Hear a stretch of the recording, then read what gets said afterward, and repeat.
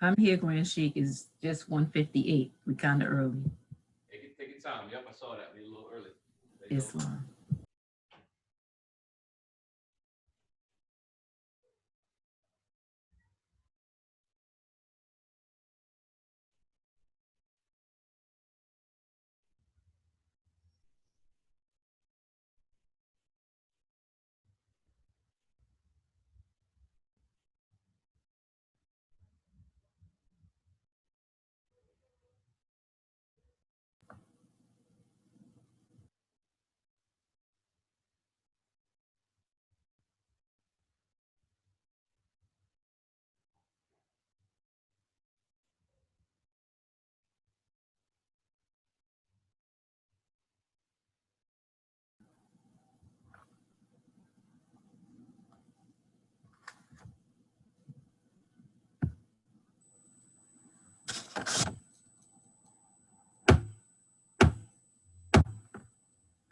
Islam, all rise.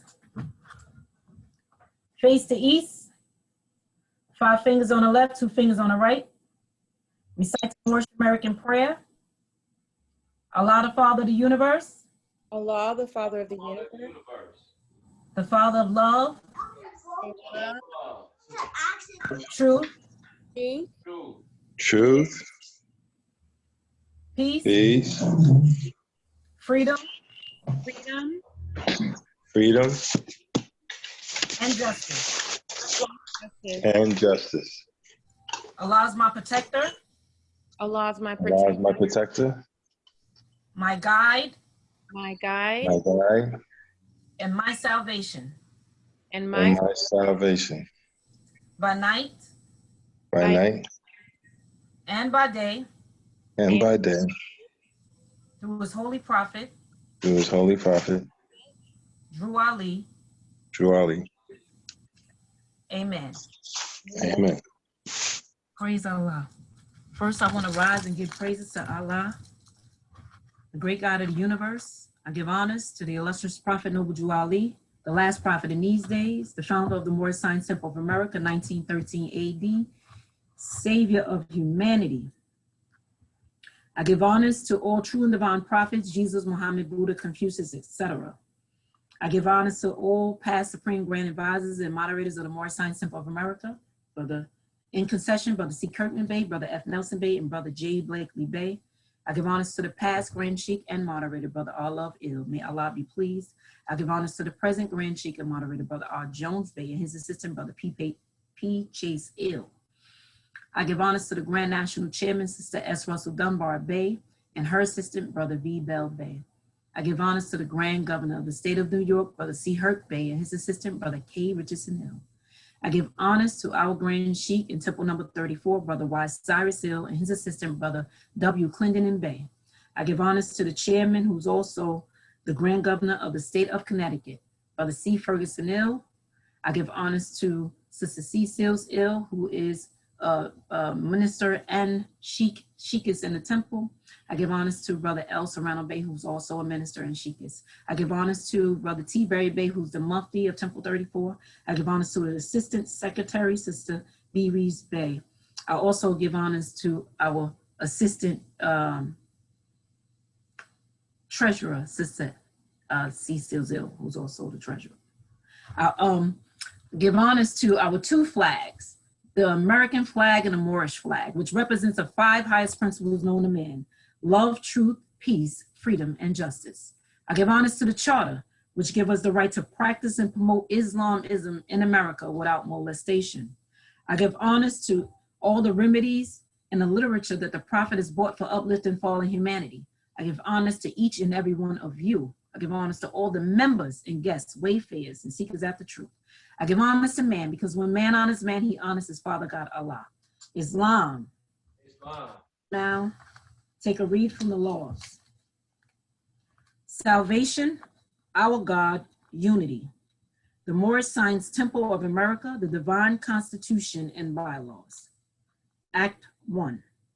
The Grand Sheik and the chairman of the Moorish Science Temple of America is empowered to make law and enforce law with the assistance of the Prophet and the grand body of the Moorish Science Temple of America. The assistant grand sheik is to assist the grand sheik in all affairs if he lives according to love, truth, peace, freedom, and justice. And it is known before the members of the Moorish Science Temple of America. Act 2. Excuse me.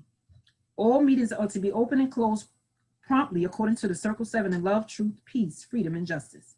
Friday is our holy day of rest, because on a Friday the first man was formed in flesh, and on a Friday the first man departed out of flesh and ascended unto his Father God Allah.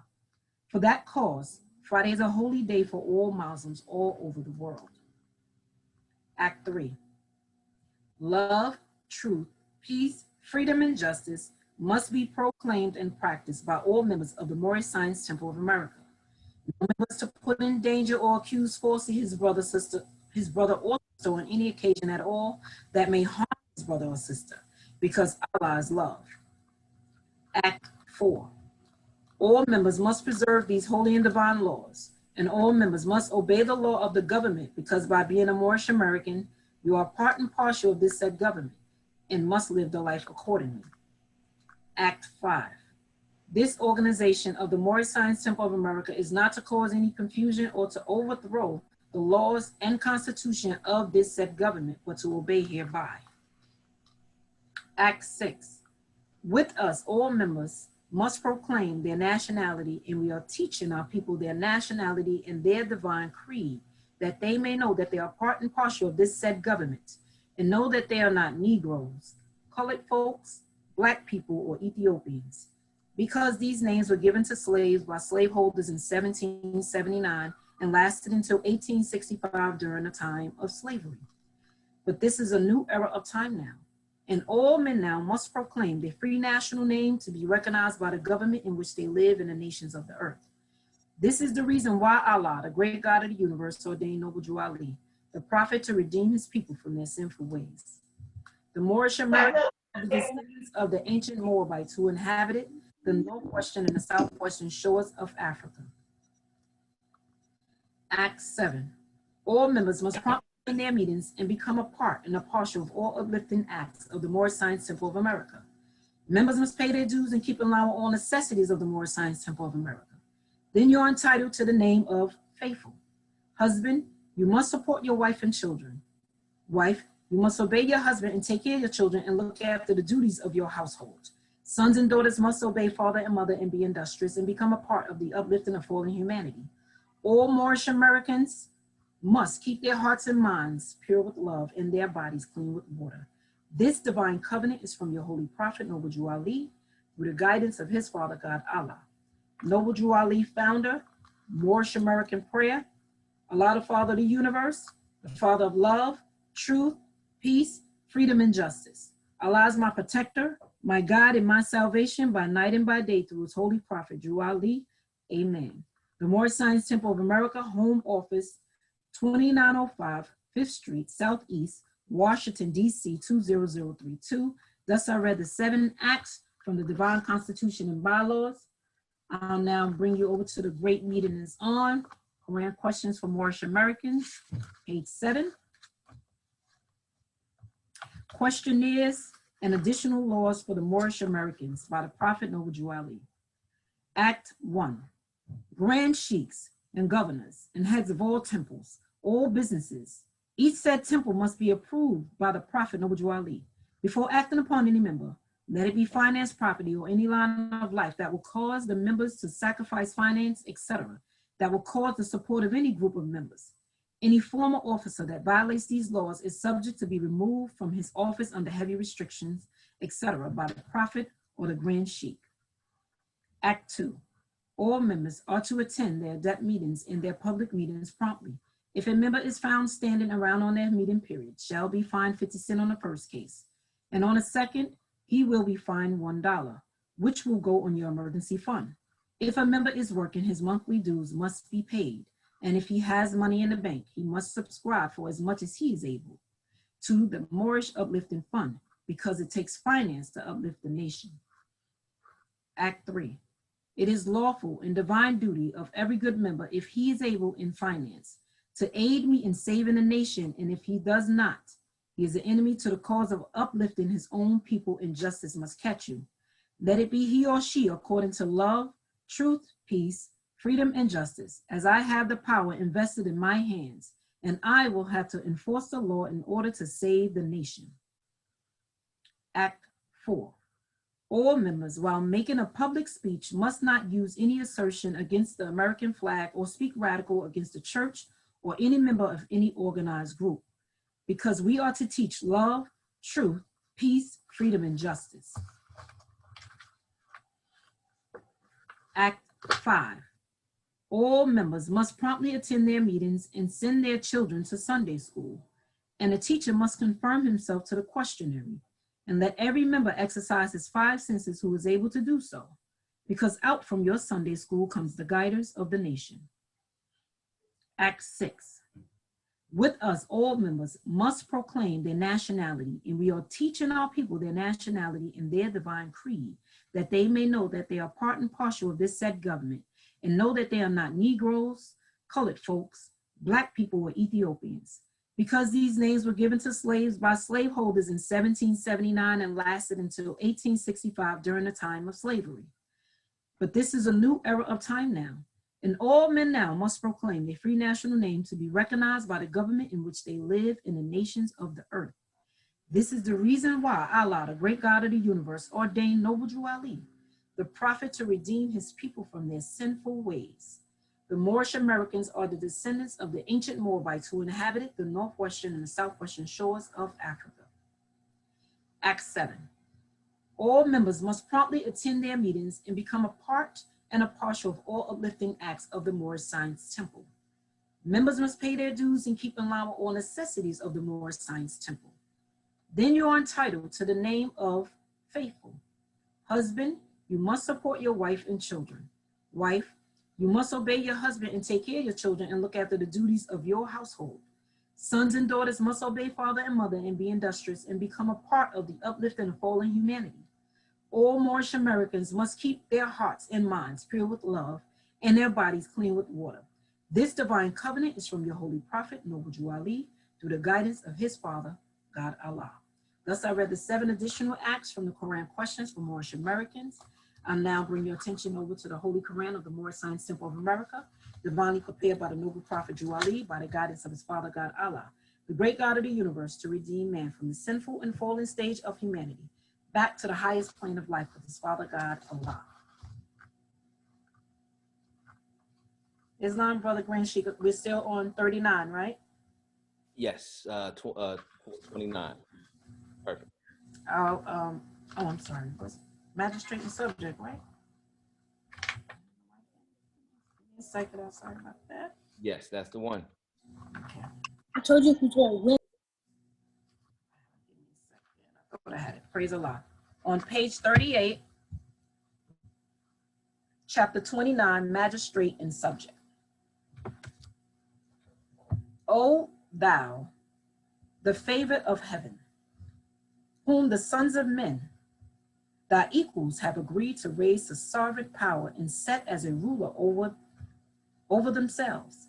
Consider the ends and importance of their trust far more than the dignity and height of thy station. Thou art clothed in purple and seated on a throne. The crown of majesty invested thy temples. The scepter of power is placed in thy hand, but not for thyself were these in Zion given, not meant for thine own, but the good of thy kingdom. The glory of a king is the welfare of his people. His power and dominion rest on the hearts of his subjects. The mind of a great prince is exalted with the grandeur of his station, of his situation. He evolveth high things and searcheth for business worthy of his power. He calleth together the wise men of his kingdom. He consulteth among them with freedom, and heareth the opinions of them all. He looketh among his people with discernment. He discovereth the abilities of men, and employeth them according to their merits. His magistrates are just, his ministers are wise, and the favorite of his bosom deceiveth him not. He smileth on the arts. and they flourish. The sciences improve beneath the culture of his hand. With the learned and ingenious, he delighteth himself. He kindlieth in their breasts emulations, and the glory of his kingdom is exalted by their labor. The spirit of the merchant who extended his commerce, the skill of the farmer who enricheth his lands, the ingenuity of the artist, the improvement of the scholar, all these he honor with his favor, or rewardeth with his bounty. He planteth new colonies, he buildeth strong ships, he openeth rivers for convenience, he formeth harbors for safety. His people abound in riches, and the strength of his kingdom increaseth. He frameth his statutes with equity and wisdom. His subjects enjoy the fruits of their labor in security, and their happiness consists of the observance of the law. He foundeth his judgments on the principles of mercy, but in the punishment of offenders, he is strict and impartial. His ears are open to the complaints of his subjects. He restraineth the hands of their oppressors, and he delivereth them from their tyranny. His people, therefore, look up to him as a father, with reverence and love. They consider him as the guardian of all they enjoy. Their affection unto him begetteth in his breast a love of the public. The security of their happiness is the object of his care. No murmurs against him arise in their hearts. The machinations of his enemies endanger not the state. His subjects are faithful and firm in his cause. They stand in his defense as a wall of brass. The army of a tyrant filleth before them, as chaff before the wind. Security and peace bless the dwellings of his people. The glory and strength encircle his throne forever. Praise Allah. I just read the entire chapter to Magistrate and Subject, chapter 29. Our meeting is now officially open according to Prophet Noble Jew Ali laws. We want to thank each and every one of you for joining us in the Sunday school meeting today. I'm now calling our Sunday school instructor, our Grand Sheikh, Brother Y. Cyrus Ill. Peace. Peace. Praise Allah. Peace. Praise Allah. Okay. Chairman. Praise Allah. Praise Allah. I want to first rise and give praise to the great God Allah, the Father of the universe, the Father of love, truth, peace, freedom, and justice. I give high honors, especially on this day. I give highest honors to the last prophet in these days, his prophet, Prophet Noble Jew Ali, the founder of the Moorish Science Temple of America. As I intend to go into some history in detail, explaining about the Prophet Noble Jew Ali today, I want to take a reading from an editorial in the Moorish literature called Savior of Humanity. And that's found on page 9 of the Moorish literature. And it reads, it says, in this electrified age, men are racing into this life without complete knowledge of where they are going or what the end will be. When riches seem to be their only pursuit, to be obtained any way and at any cost, when selfishness, avarice, greed, and lust dominate their very being, when humanity in general is left at the mercy of those who have no mercy in them. It's truly wonderful and astounding to see one come into this mad-human drama for the sole purpose of saving humanity, losing sight on all those things worldly and yielding absolutely to a cause higher than has ever been attained. This picture is the likeness of Prophet Noble Jew Ali, who is serving humanity, coming as he does with the message for the nations in somewhat the same manner as did Jesus, Muhammad, Buddha, Confucius, and other prophets of their day. Only the things of this prophet's day differ from the ills of the days of the past. And yet the remedy for the ills of today is about the same as the remedies for the days past, all turning about the pivot love for humanity. Humanity must be lifted from the unwholesome depths of poverty, misery, and suffering and be placed on the solid rock of salvation. There are some who claim to do this, but upon investigation, one finds that they have slouched under the wings of their cross to extract from those who come to them means by which they can have the pleasures of this life, while they point their followers to joy after death. While they, quote, feed their sheep, end quote, they share from them while eating. At the close of their day, the master will be heard to tell them, quote, you have your reward. Get thee hence. End quote. Rare is it that you find a real prophet whose mission is the salvation of the nations. The land is full of false prophets whose mission is to fleece the people. The time was and now is that there should come into the land a prophet in the likeness of his brothers to redeem them from sin and slavery. Truly, this prophet, Noble Drew Ali, is the man, bringing with him the message of love, truth, peace, freedom, and justice, which alone can save the nations. Like the coming of Jesus, he does not come from the elect, nor the rich, nor the mighty and worldly power, but all power is given unto him to do good.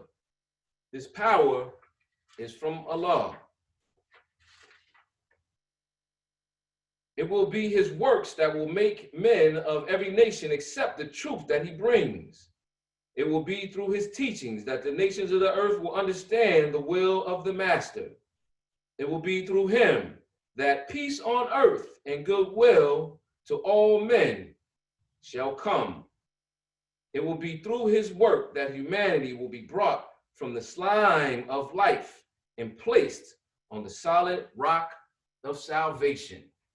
Praise Allah. Praise Allah for the Prophet Noble Drew Ali. I continue honors to all of the divine prophets, Jesus, Muhammad, Buddha, and Confucius, etc. We continue high honors to the forerunner to the Prophet, Brother Marcus Mosiah Garvey, who said, we have one aim, one God, and one destiny. I give honors to all of the leaders of the Moorish Science Temple of America, past and present, giving high honors to the first Supreme Grand Advisors and Moderators in succession, giving honors to Brother C. Kirkman Bey, Brother F. Nelson Bey, and Brother J. Blakely Bey. I give honors to our past Grand Sheikh and Moderator, Brother R. Love Ill, and to the present Grand Sheikh and Moderator, Brother R. Jones Bey. I praise Allah. I give honors to his assistant, Brother P. Chase Ill, and to the chairman, Sister S. Russell Dunbar Bey, assistant, Brother V. Bell Bey, giving honors to all of the national officials of the Moorish Science Temple of America. I give honors to all national, state, and local officials of the Moorish Science Temple of America, giving honors to all grand governors and their assistants and all grand sheiks and their assistants. I give honors to our grand governor here in the state of New York, Brother C. Hurt Bey, and to his assistant, Brother K. Richardson Ill. I give honors to the Grand Sheikess Emeritus here at Temple 34, Sister E. German Bey, and to our former Grand Sheik, Brother W. Clendenin Bey. Giving honors to our chairman, Brother C. Ferguson Ill, and to his assistant, who we just heard, Sister L. Berry Bey, and to her assistant secretary, Sister B. Reeves Bey. I give honors to the treasurer of the Moorish Science Temple number 34, Brother T. Berry Bey, and to his assistant and divine minister, Sister C. Seals Ill. I give honors to Brother L. Serrano Bey, divine minister, Sheik and divine minister. I give honors to all the sheiks, officials, all of the members of Temple number 34, and everyone that's on the call today. I continue honors to the charter of the Moorish Science Temple of America with its 10 great wonders and mysteries of the world that give us the right to teach Islam in America without molestation. I give honors to the two flags, to the American flag for the government in which it stands, and for the Moorish flag for the nation in which it stands, with its 5 highest principles that are known to man, the principles of love, truth, peace, freedom, and justice. I give honors to all of the prophets' literature, giving honors to the divine constitution and bylaws, to the Moorish Holy Quran, to the additional laws, Moorish literature, questionary, humanity pamphlet, and everything that the prophet brought for the uplifting of fallen humanity. Praise Allah, Moors. I'd like to dive directly in as I welcome everyone for this Sunday school this afternoon. I'd like to dive right into our questionary. So I'm going to ask the Moors to take out your questionary. The great meeting is on. Quran questions for Moorish Americans. Let me see who we have on the call so far. I'm going to switch to this view mode. Praise Allah. Perfect. I'm in gallery view on mine. You might not be able to see that, but I can see all the Moors now. Let's start with the Moorish American prayer. Allah, the Father of the universe, the Father of love, truth, peace, freedom, and justice. Allah is my protector, my guide, and my salvation, by night and by day, through his holy prophet, Drew Ali.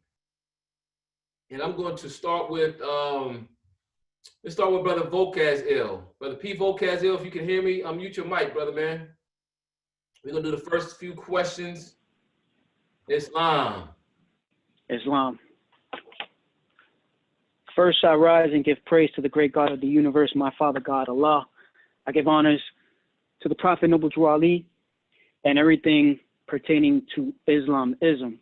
I give honors to you, brother Grand Sheikh Y. Cyrus Il, for everything that you do and for all the honors and praises that you have given thus to.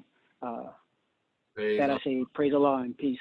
Praise Allah. Thank you, brother, man. Let's jump into the first few questions. We got one of those weeks where it's a lot today, and I want to kind of get cut right to the chase. So I'm going to ask you the first question. Who made you? Allah. Who is Allah? Allah is the Father of the universe. Can we see him? No. Where is the nearest place we can meet him? In the heart. Who is Noble Drew Ali? He is Allah's prophet. What is a prophet? A prophet is a thought of Allah manifest in flesh. Islam. So, Brother Vocaz, those are the two questions. I'm going to go around. I'm going to focus on our newest members. The newest members, the last 4 people to get their cards was Sister Harmony Bay, Brother Anderson Bay, Brother Vocaz-Il, and Brother P. Miles Bay. And the first question for Brother Vocaz-Il, what can you tell me about a prophet? What does it mean? What is a prophet? What do you know about a prophet? What can you say to, and what maybe have you learned here at Temple 34 about a prophet? What is a prophet? Islam. What comes to mind is a prophet is a thought of Allah.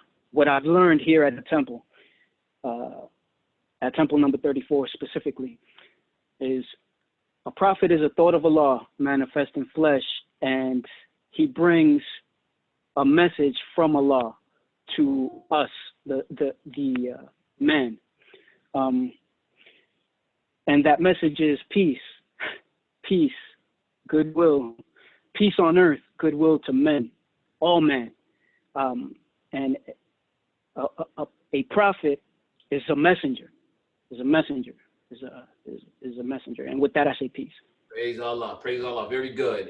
Now, I'm gonna open this up to the rest of the floor, and I'm gonna take one additional answer to kind of flourish that a little bit from anyone who is able. Then I'm gonna go back to the 4 members that I just mentioned for the next question.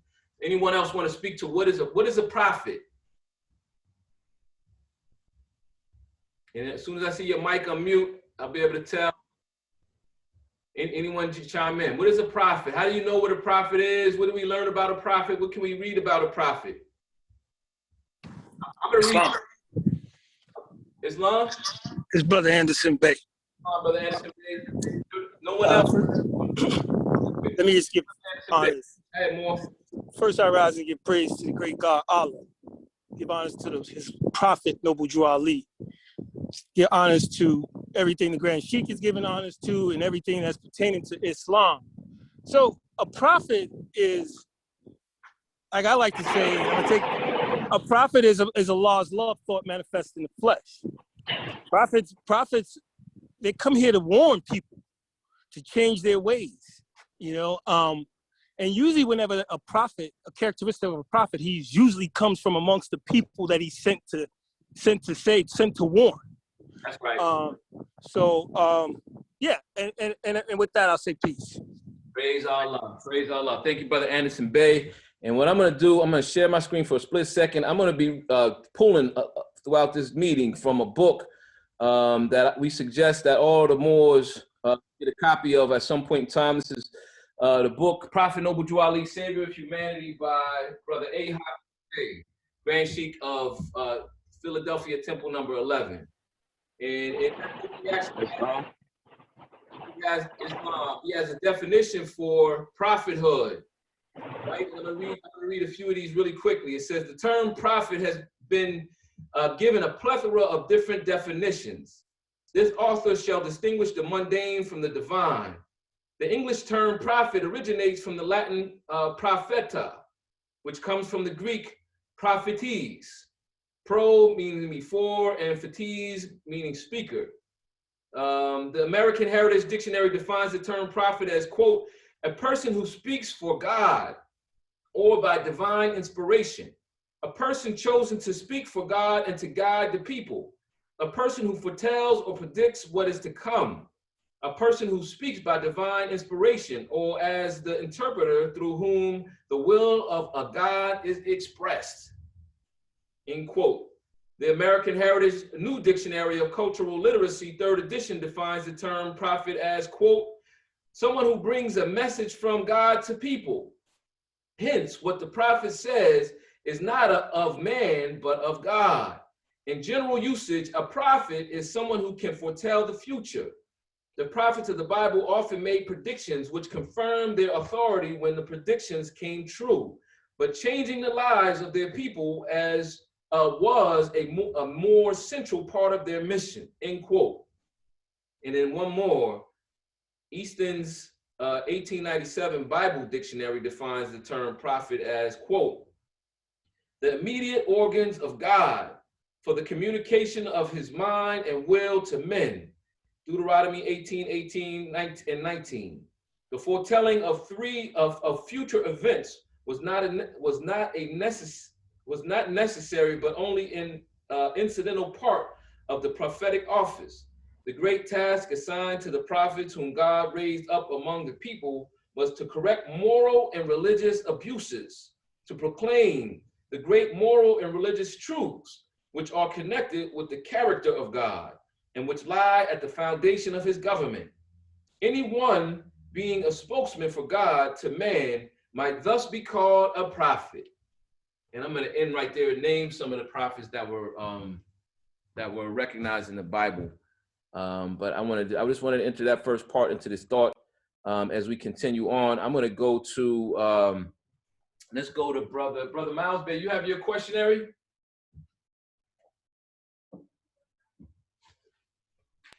Islam.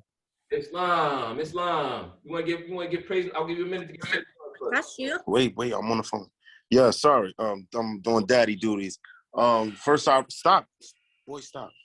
rise and give praise to Allah, the Father of the universe, Father of love, truth, freedom, and justice.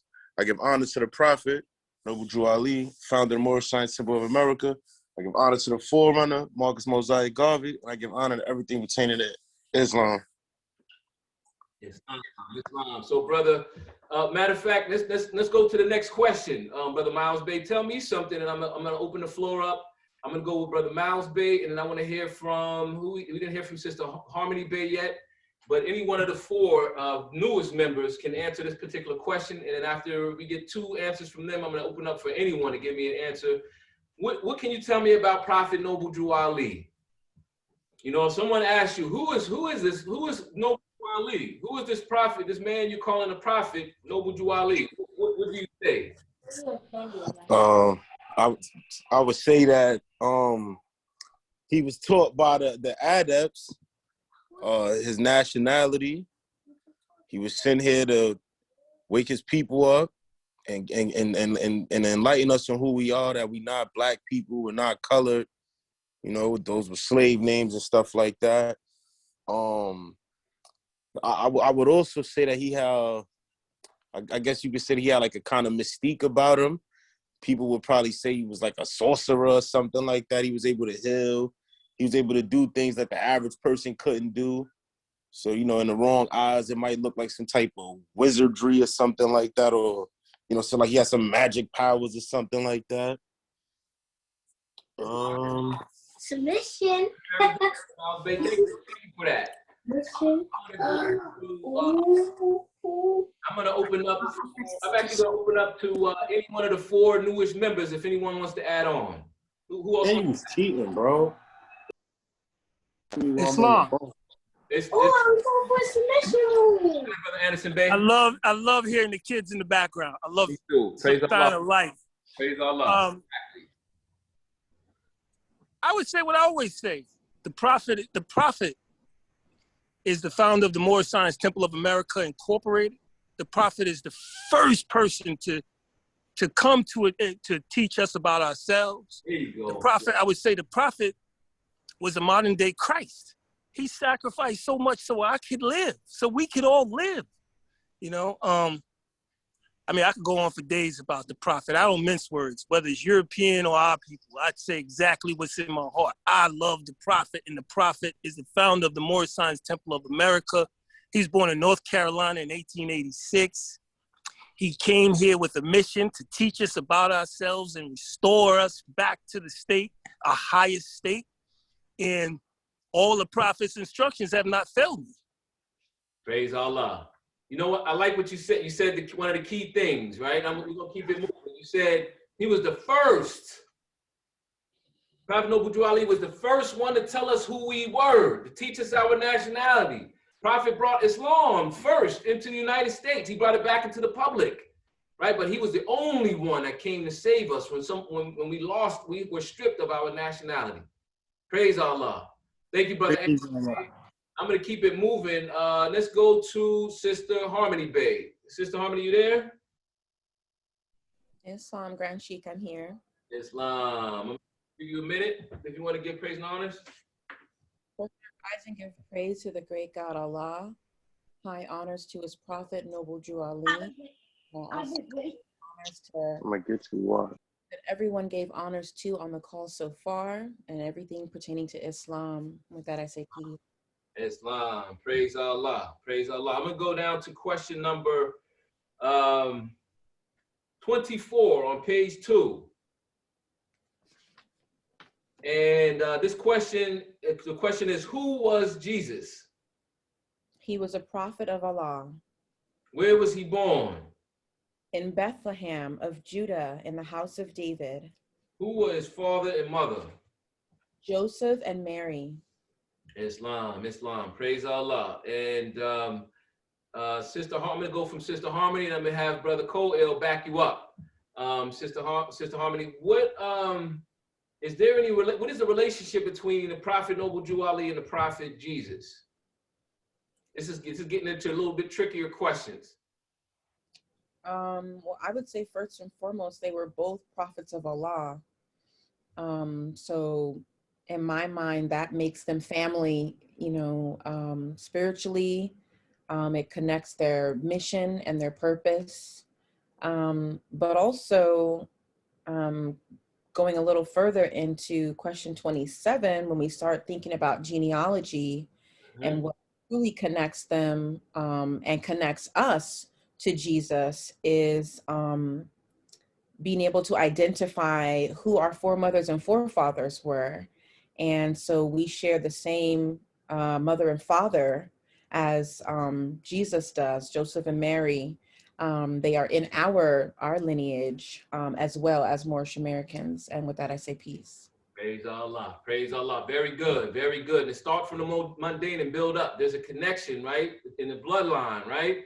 Brother Coel, what other connections would you share with the Moors between the Prophet Jesus and the Prophet Noble Drew Ali? Islam, first I give praises to the great God Allah and honors to his prophet. To add on what the sister was at, she's correct. Just to go with it a little more, Jesus and Prophet Noble Drew Ali are one of the same prophet, one thought. The prophet is just one thought of Allah, right? They may come at different times, but it's just one thought, right? And the prophet, what makes ours so unique, that he was also an angel of Allah. So he was sent to bring messages, and he was divinely inspired. You may have some of you had over 140,000 prophets, some major, some minor, they like to say.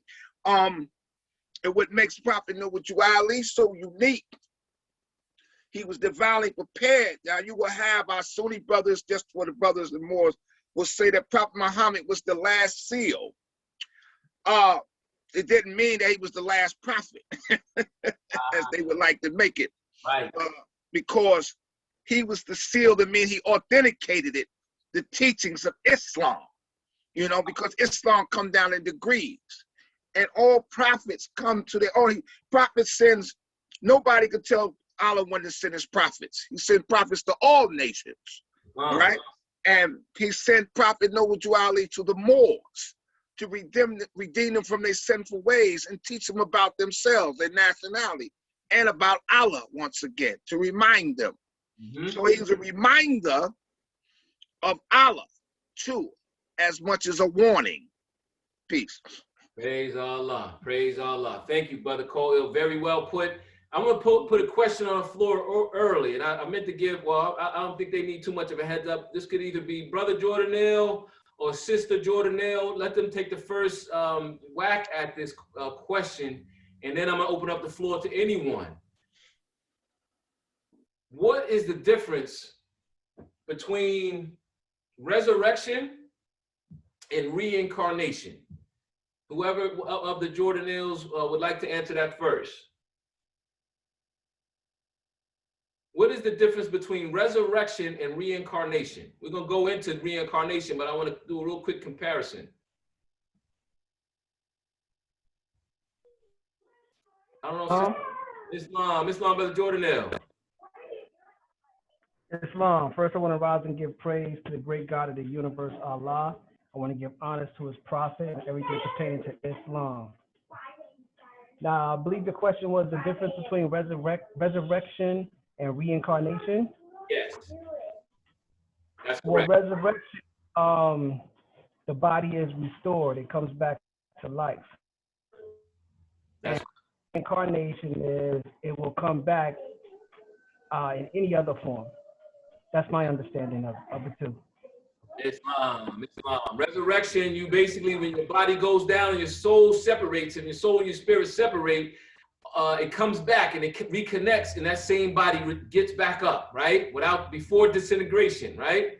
And reincarnation is when the soul returns at a different time, and it generates a new body from the start, right? And there's a type of resurrection where the body regenerates at a different time with the same exact identical body, and that's sometimes considered a type of resurrection. But in general, resurrection is when somebody falls and then they get back. They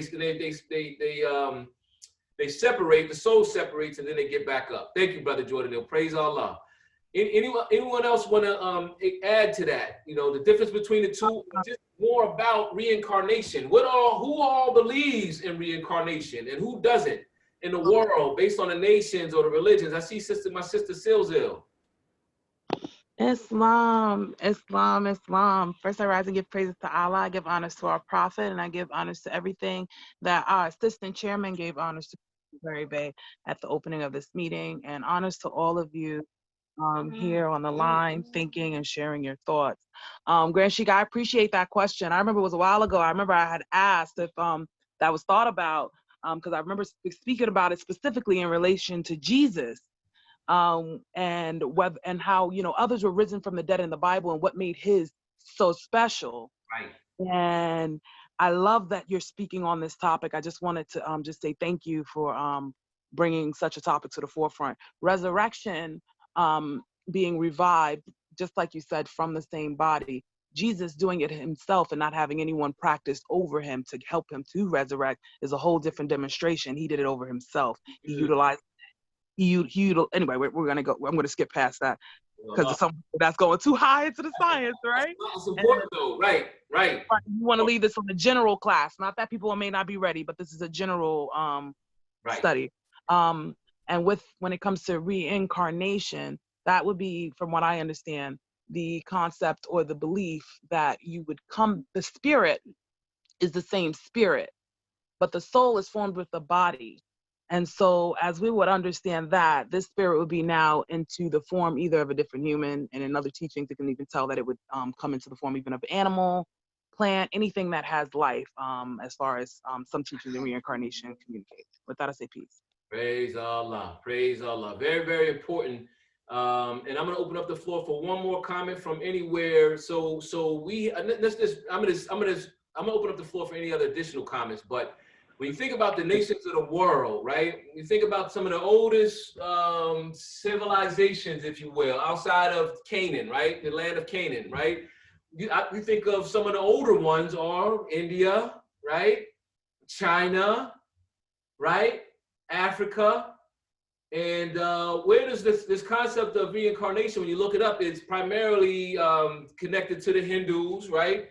Because the prophet Buddha is the prophet that said, when he meditated and he got to this deep place within himself, he was able to get into his prior life. Then he was able to break, I call it breaking into. He broke into his life before that. And then he was able to go and search all of his lives. And he came back, and Buddha says that we have been reincarnating for as long as we can imagine. There's one of the sayings that the Buddha says, you've been coming back for so many eons. He describes an eon.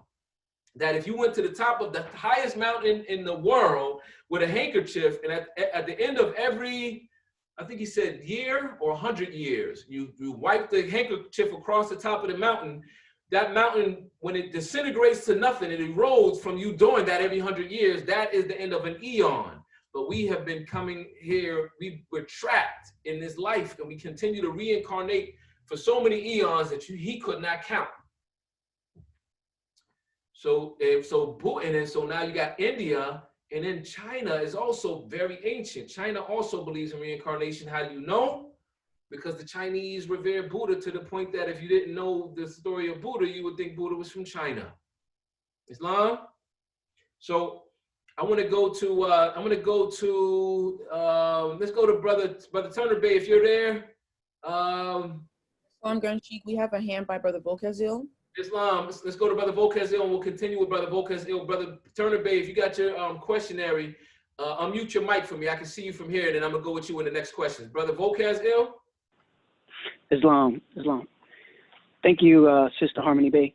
I just wanted to comment real quick on chapter 11, found on page 17 of the Moorish Science Temple of America, the Holy Quran of the Moorish Science Temple of America. For instructions 6, 9, 13, and 16 in regards to what you were just speaking about, the Buddha of India and of China. Real quick, I'm just going to go to those instructions.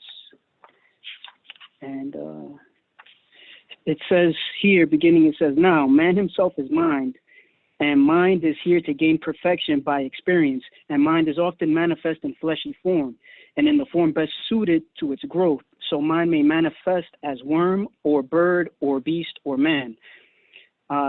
Then I'm going to go down to instruction number 9. And Jesus said, Bareto Arabo, quote, Bareto Arabo, who told you this? That mind, which is man, may manifest in flesh or beast, flesh of beast or bird or creeping thing, end quote. And then I'm going to go down to instructions 13. Do you remember, Arabo, when you were ape or bird or worm? I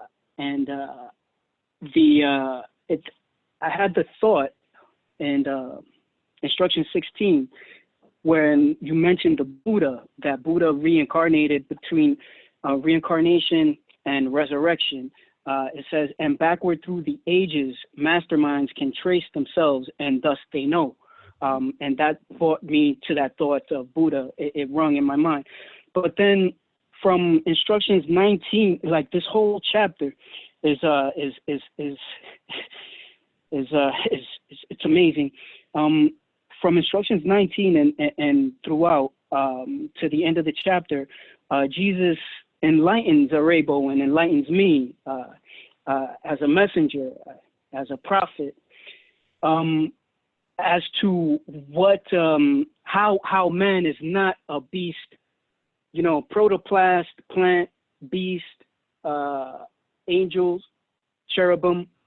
There's 7 ethers, and we man cannot be reincarnation and resurrection. As you had instructed us, resurrection is when the spirit separates from the body and it rises in vibration, like Jesus did, symbolically today on this Sunday, and then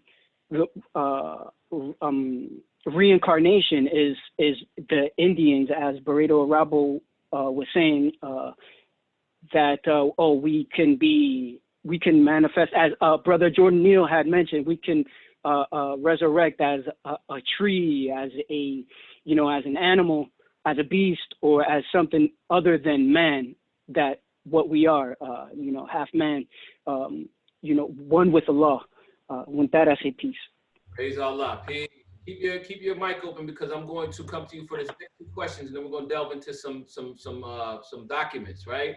So essentially in chapter 11, Jesus, and when he's talking with Barado Rabo, he basically clarifies to Barado that there is no thing called evolution. Man did not evolve from a lower form of life to a higher form. I'm gonna keep my my thing just click back to gallery form. I like this gallery form just for the video. I will do that for you. Okay. Praise Allah. Praise Allah. Thank you, sis. Pardon. Man does not evolve. And that, he basically says, if you go back and you go into check your past lives, right? Backwards through the ages, a mastermind can trace himself. So that's the reincarnation part.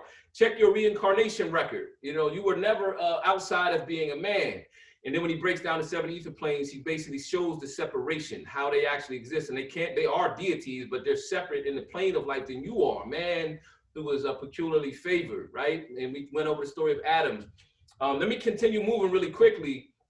And let me note that when we were talking the last few weeks, right, about Jesus resurrected when he was in the tomb. Let me also clarify, in chapter 18, I didn't say it last week, when Jesus resurrected, a form appeared, right, and came down and tramped on a Roman seal. And you'll find later, my estimation is that was not an angel that came down to say, that was Jesus himself. A part of Jesus himself came down and rescued himself. And the two forms combined into one. And when Jesus woke up and stood up and said, all hail, transmuted, the two forms became one. This is a science that you'll learn at a later date. That was not an angel. That is not someone coming to save him. He saved himself. I also wanted to note that I'm talking about this topic, and the brother Vocasio pointed it out, because today one of the many parts of the world, the Christians are celebrating Easter, what they call Easter. And I don't later on we can go into, and we're here next week, I'll give you the background on the symbolism and the ritual behind what it is that they're practicing. I didn't want to do that today. I wanted to kind of speak through it to what the essence is supposed to be. And talking about our Prophet Noble Drew Ali is a perfect time.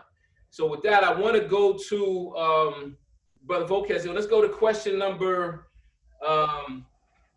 back into the questionnaire. We're going to read two more. Let's say question number 75, actually. The question is, what is the answer that the lower self gave to the higher self? I am going to and fro the earth, seeking whom I may devour. Let me put that in context. Let's read 74. What did the higher self say to the lower self at one time when he met him? Where are you going, Satan? Now, what was the answer that the lower self gave to the higher self? I am going to and fro the earth, seeking whom I may devour. Has he finished his task of devouring? Yes. When? When was his time declared out? When he nailed Jesus on the cross. Mm-hmm. What were the last words Jesus uttered? It is finished. What did he have reference to? He had reference to the end of Satan. Did Jesus say that he will return to conquer him? Yes. What is the name of the person into whom Jesus was first reincarnated? Prophet Muhammad the Conqueror. And I'm just going to say briefly that that's something that I wasn't taught elsewhere. Let me continue though. What was Satan to be bound then? Satan was to be bound in part. When was the head of Satan taken off? 1453 Byzantine By whom? by Muhammad. Praise Allah. Praise Allah. Any Praise thoughts Allah. Praise Allah. to this this next part of the discussion? Anyone? And I'm gonna share my screen, so I might not be able to see the hands. So, Sister Harmony, let me know, or if anyone has their hand up, or if whoever the first person is, to unmute and make a comment. I'm gonna leave the floor open for a second. We have a hand by Brother C. Cole Ill and also by our sister C. Silzil. Islam, Brother Cole L. Islam. Islam. Seem like I'm having problems. Okay. I gotta go back a little bit, man, because the resurrection, reincarnation, these are two different processes going on. That's right. Jesus came back to demonstrate immortality, to bring immortality to life. Mm-hmm. He was the first of the prophets to fulfill. That was his duty. That's what he was called, to bring immortality to life. As far as him being helped, the resurrection, he's showing about the three dimensions of man and woman, spirit, soul, and body.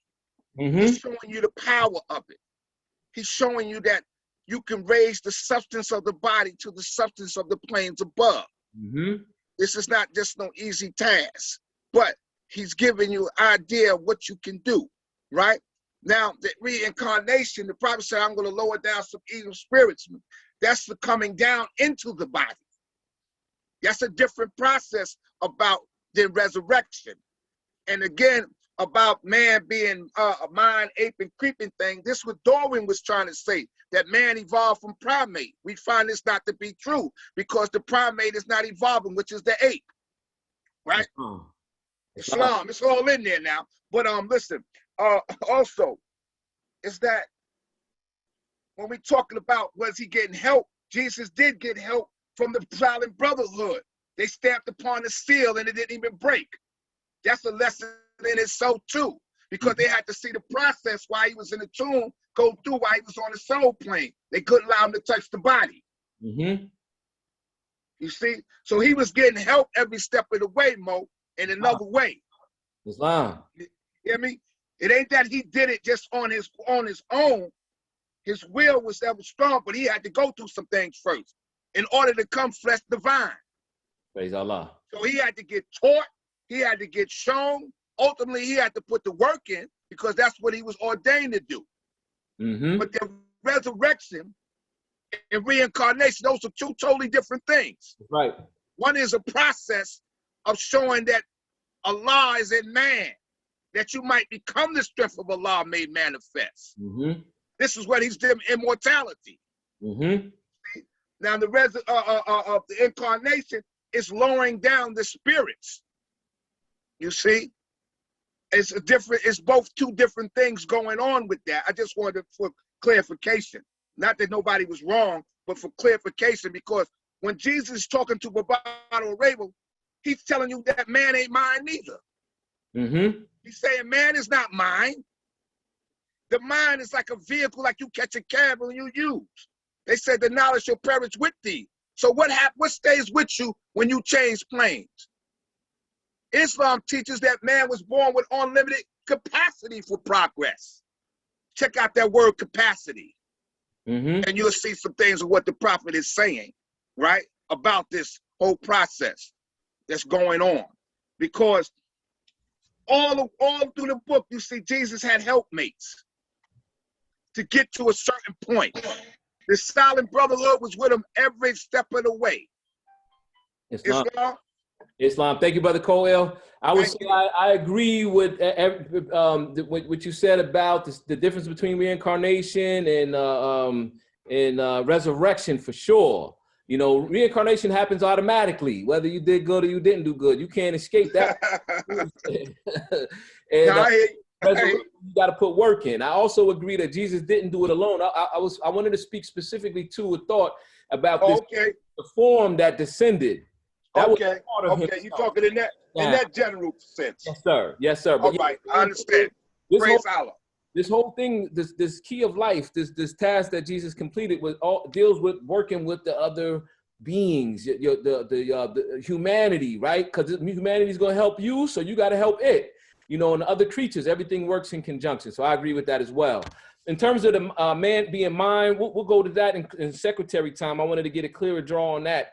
You know, I'm thinking about the understanding is the rock that man builds himself, you know, so as we, you know, face unnumbered foes, even on the plane of soul, we actually develop our understanding until we reach that point of wisdom, and then we began to go into the higher parts of life. But I think Brother Vocal quoted that verse or read from it about mind, when Jesus said mind. Barado mentioned the man is mind. That was always interesting to me that Barado Arabo said it. Jesus didn't disagree with, I don't know if he disagreed with that part, but he kind of clarified where he was off. You know, like, wait a minute, with this evolution from worm part, let me clarify. Let me read something real quick while I'm gonna try, time is of the essence, right? When we're talking about the Prophet Noble Drew Ali now. We're gonna get into the Prophet Noble Drew Ali's life so that you're clear. You have information, specific information. Prophet Noble Drew Ali actually has so much that you can talk about.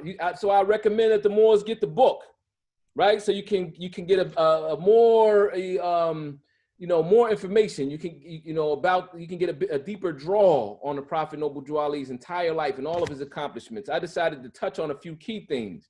So I want to start with, this is the Holy Quran of Mecca, right? We're talking about how is he even a prophet? How is the prophet a prophet? This is Surah 36, Ayat 24. All Moorish Americans should be familiar with the few surahs I'm going to read. I'll read the first one. Brother Anderson Bay, you get ready to read the next one. Brother Volkaz Il the next, and then we're going to go on from there like that. This first one Sister Silzil had her hand up. Sister Silzil, I wanted to see if I could do this, right? Well, you know what? I'm going to read this first one. I want Sister Silzil to add her comment before the topic switches. And then I'm going to go to you next, Sister Silzil, in terms of reading this. I'm going to read the first one. It says, surely we have sent thee with the truth as a bearer of good news and a warner. And there is not a people, but a warner has gone among them. A warner, right? There is not a people, but a warner has gone among them. We're going to go into somewhere the Holy Quran of Mecca confirms that every nation is sent a prophet. So we, especially when you have a problem, and we have a serious problem over here. We're human, we're beyond human. We're the mothers and fathers of the human family, right? We had a problem, so a prophet was sent, and it's legal. Before I read the next one, Sister Silzil, I see your hand. I saw your hand too, Sister Sheikis. Islam Grand Sheik, I definitely appreciate it. I only reached out because I didn't want to, when I comment, for it to change the topic and make it awkward. I just want gratitude. I just wanted to speak from chapter 1, where it does speak about the repetition or the initial communication about the reincarnation. And it goes, and these soul attributes came about a beautiful, and it says a multitude of lessons man must learn upon the plane of soul. And here he tarries many ages until his lessons are all learned. And that stops there, right? And then it also speaks about the boundary of this plane of soul. There's a boundary.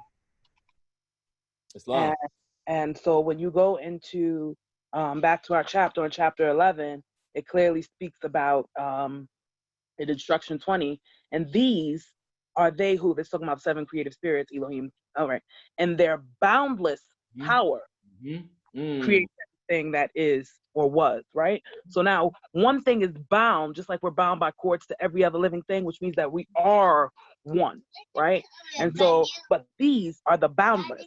And then it also talks a lot about the vibration. So from my understanding, this was in different, just reading and studying, right? The vibration, when you have reached perfectedness, allows you to pass the plane of soul. And so you're not forced to go back into a body. Mm-hmm. And so you have control over where you're able to be, because you're no longer bound by these cords, right?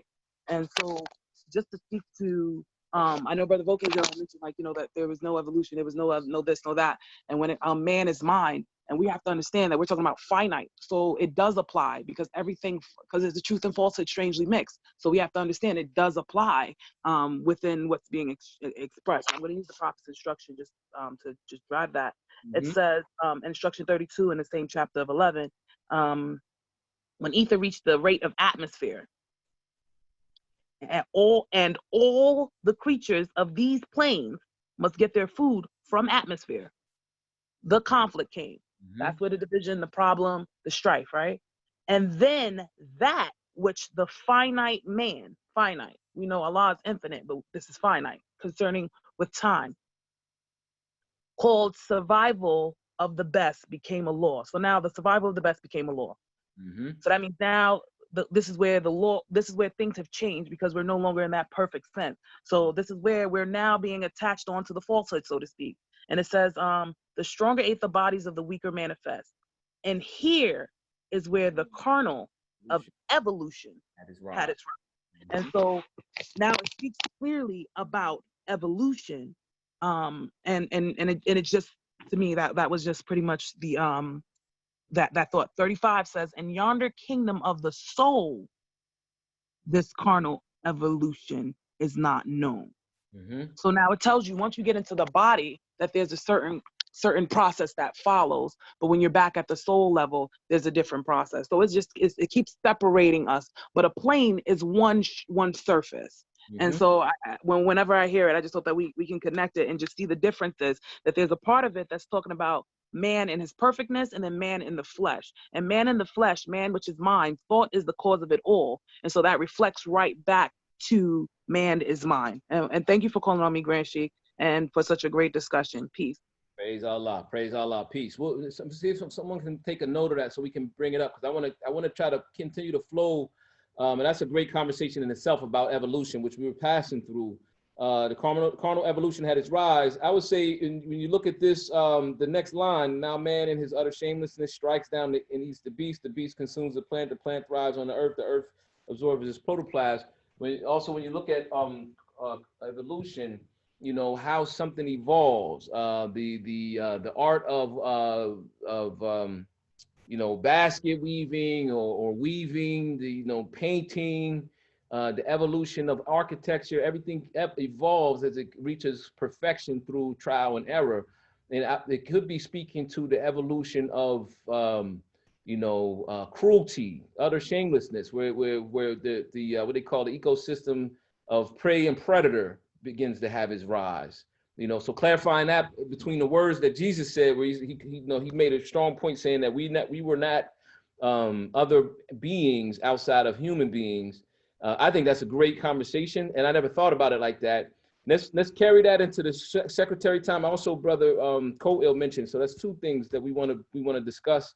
Sister Seals, I want to see if I can get you to read this one. This comes from Surah 10, Ayah 47. This is a famous surah that the Moors discover or point out in speaking to what the Prophet Noble Drew Ali's authority as a prophet of the great God Allah. Sister Silso, can you read this particular verse?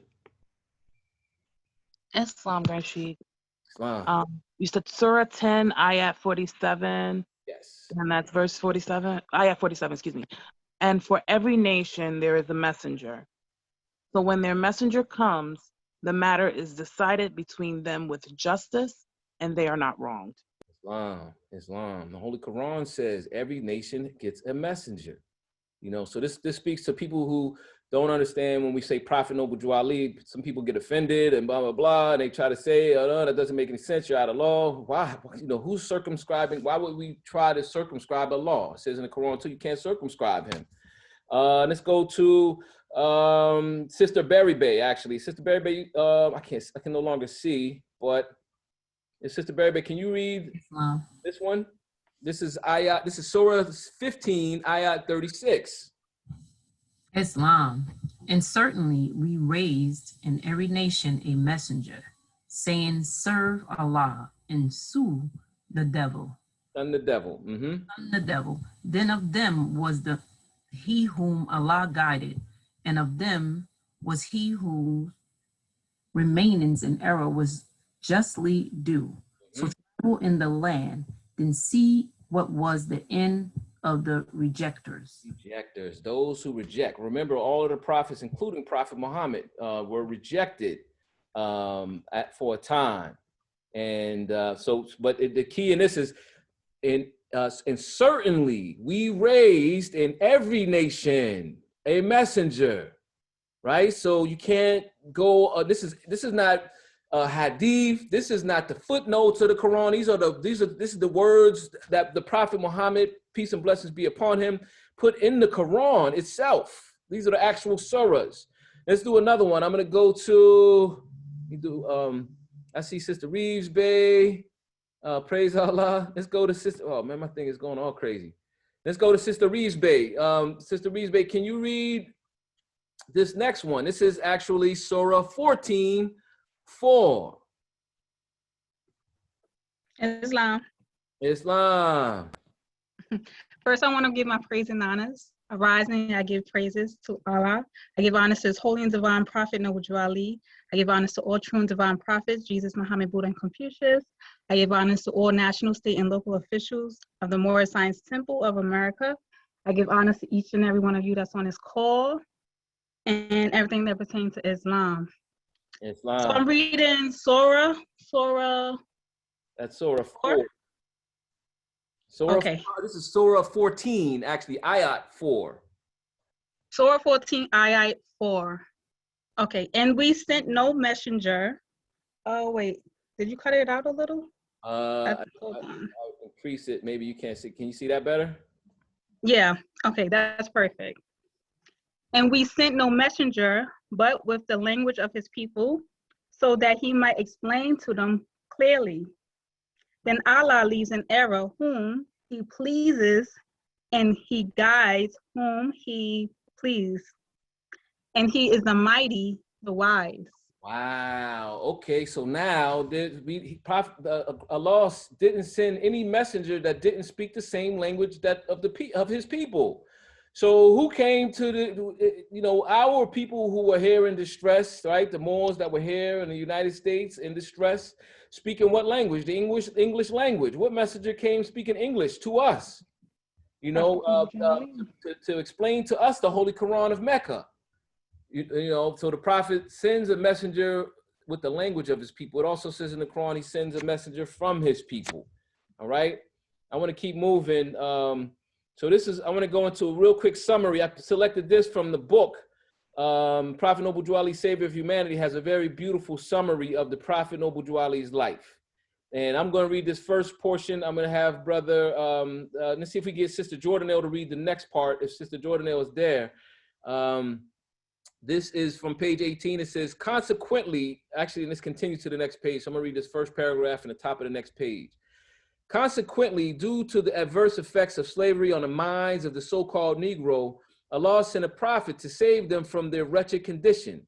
In spite of this, there are some who wholly reject Noble Drew Ali as a prophet of Allah due to a misunderstanding, essentially. But let me continue the exact words. Due to a misinterpretation of a verse in the Quran.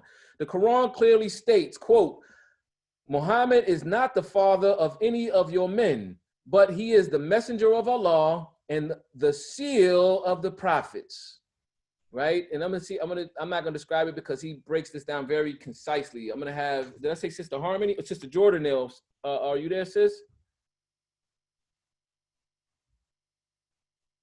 And if Sister Jordanelle, I can't see my screen, Sister Harmony. If not, can you back her up? Can you read this continuation?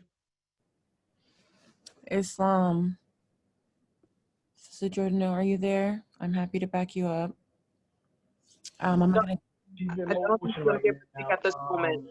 give her a moment. Okay, no problem. I'm happy to read. Praise and honor is already given.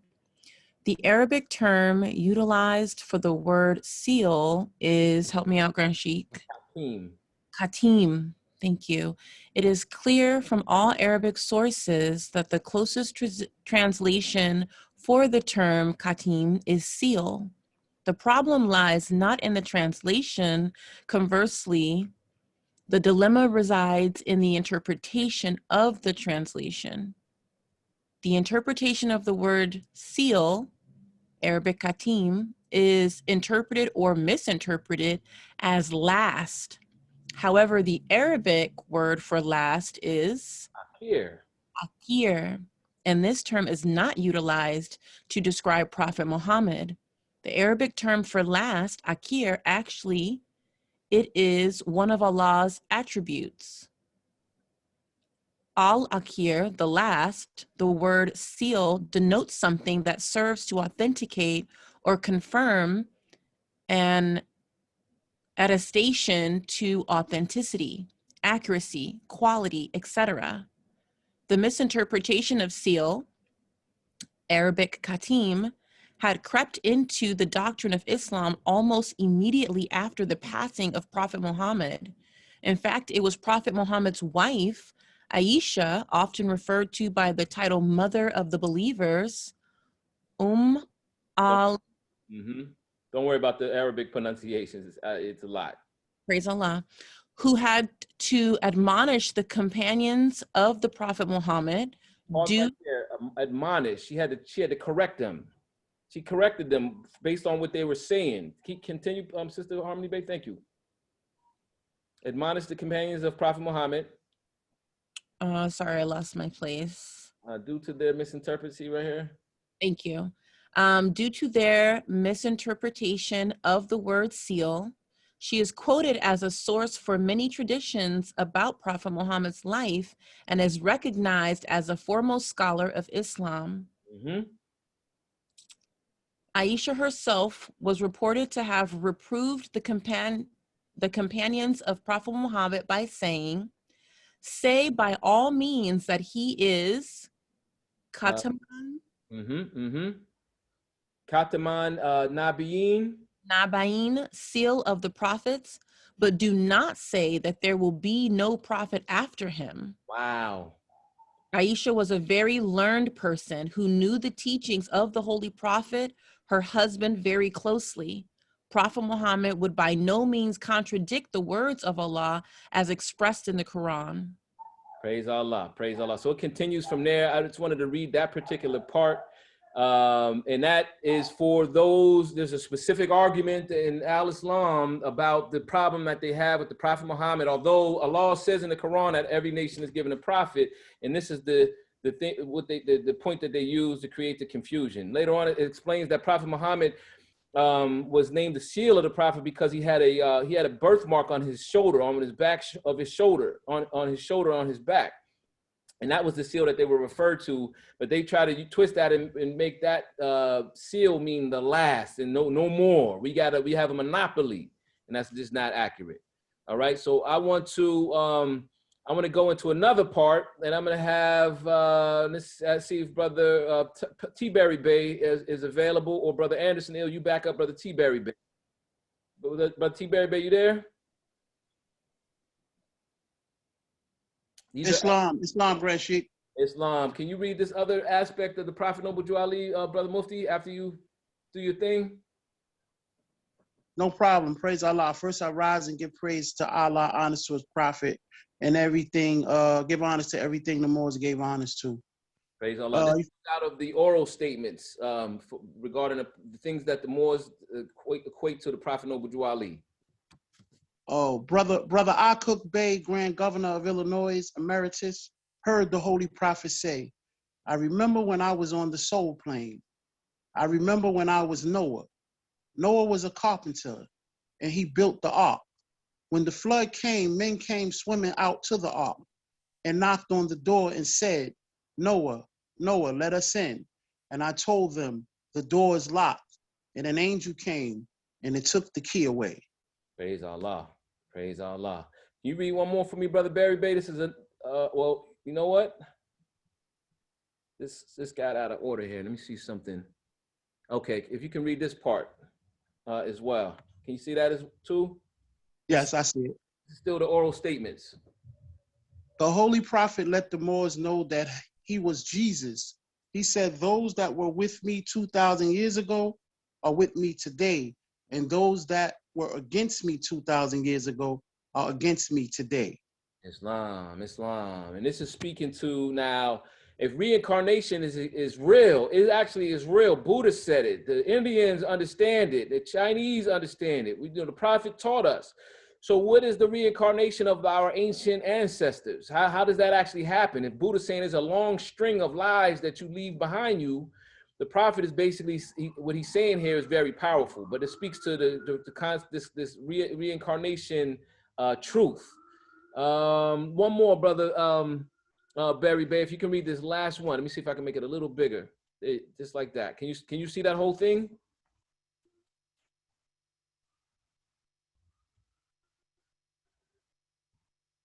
Brother Barry Bay, I think your mic is muted, Brother Barry Bay. If you can hear us. Oh, I'm sorry, Grand Sheik, I muted. Brother I. Cook Bay said that the Holy Prophet said, I am a general as well as a prophet. I was Muhammad. Muhammad defeated the Roman Empire. When I conquered Rome, we went in with the sword. You could hear the sword swinging. I cut the head off of Rome.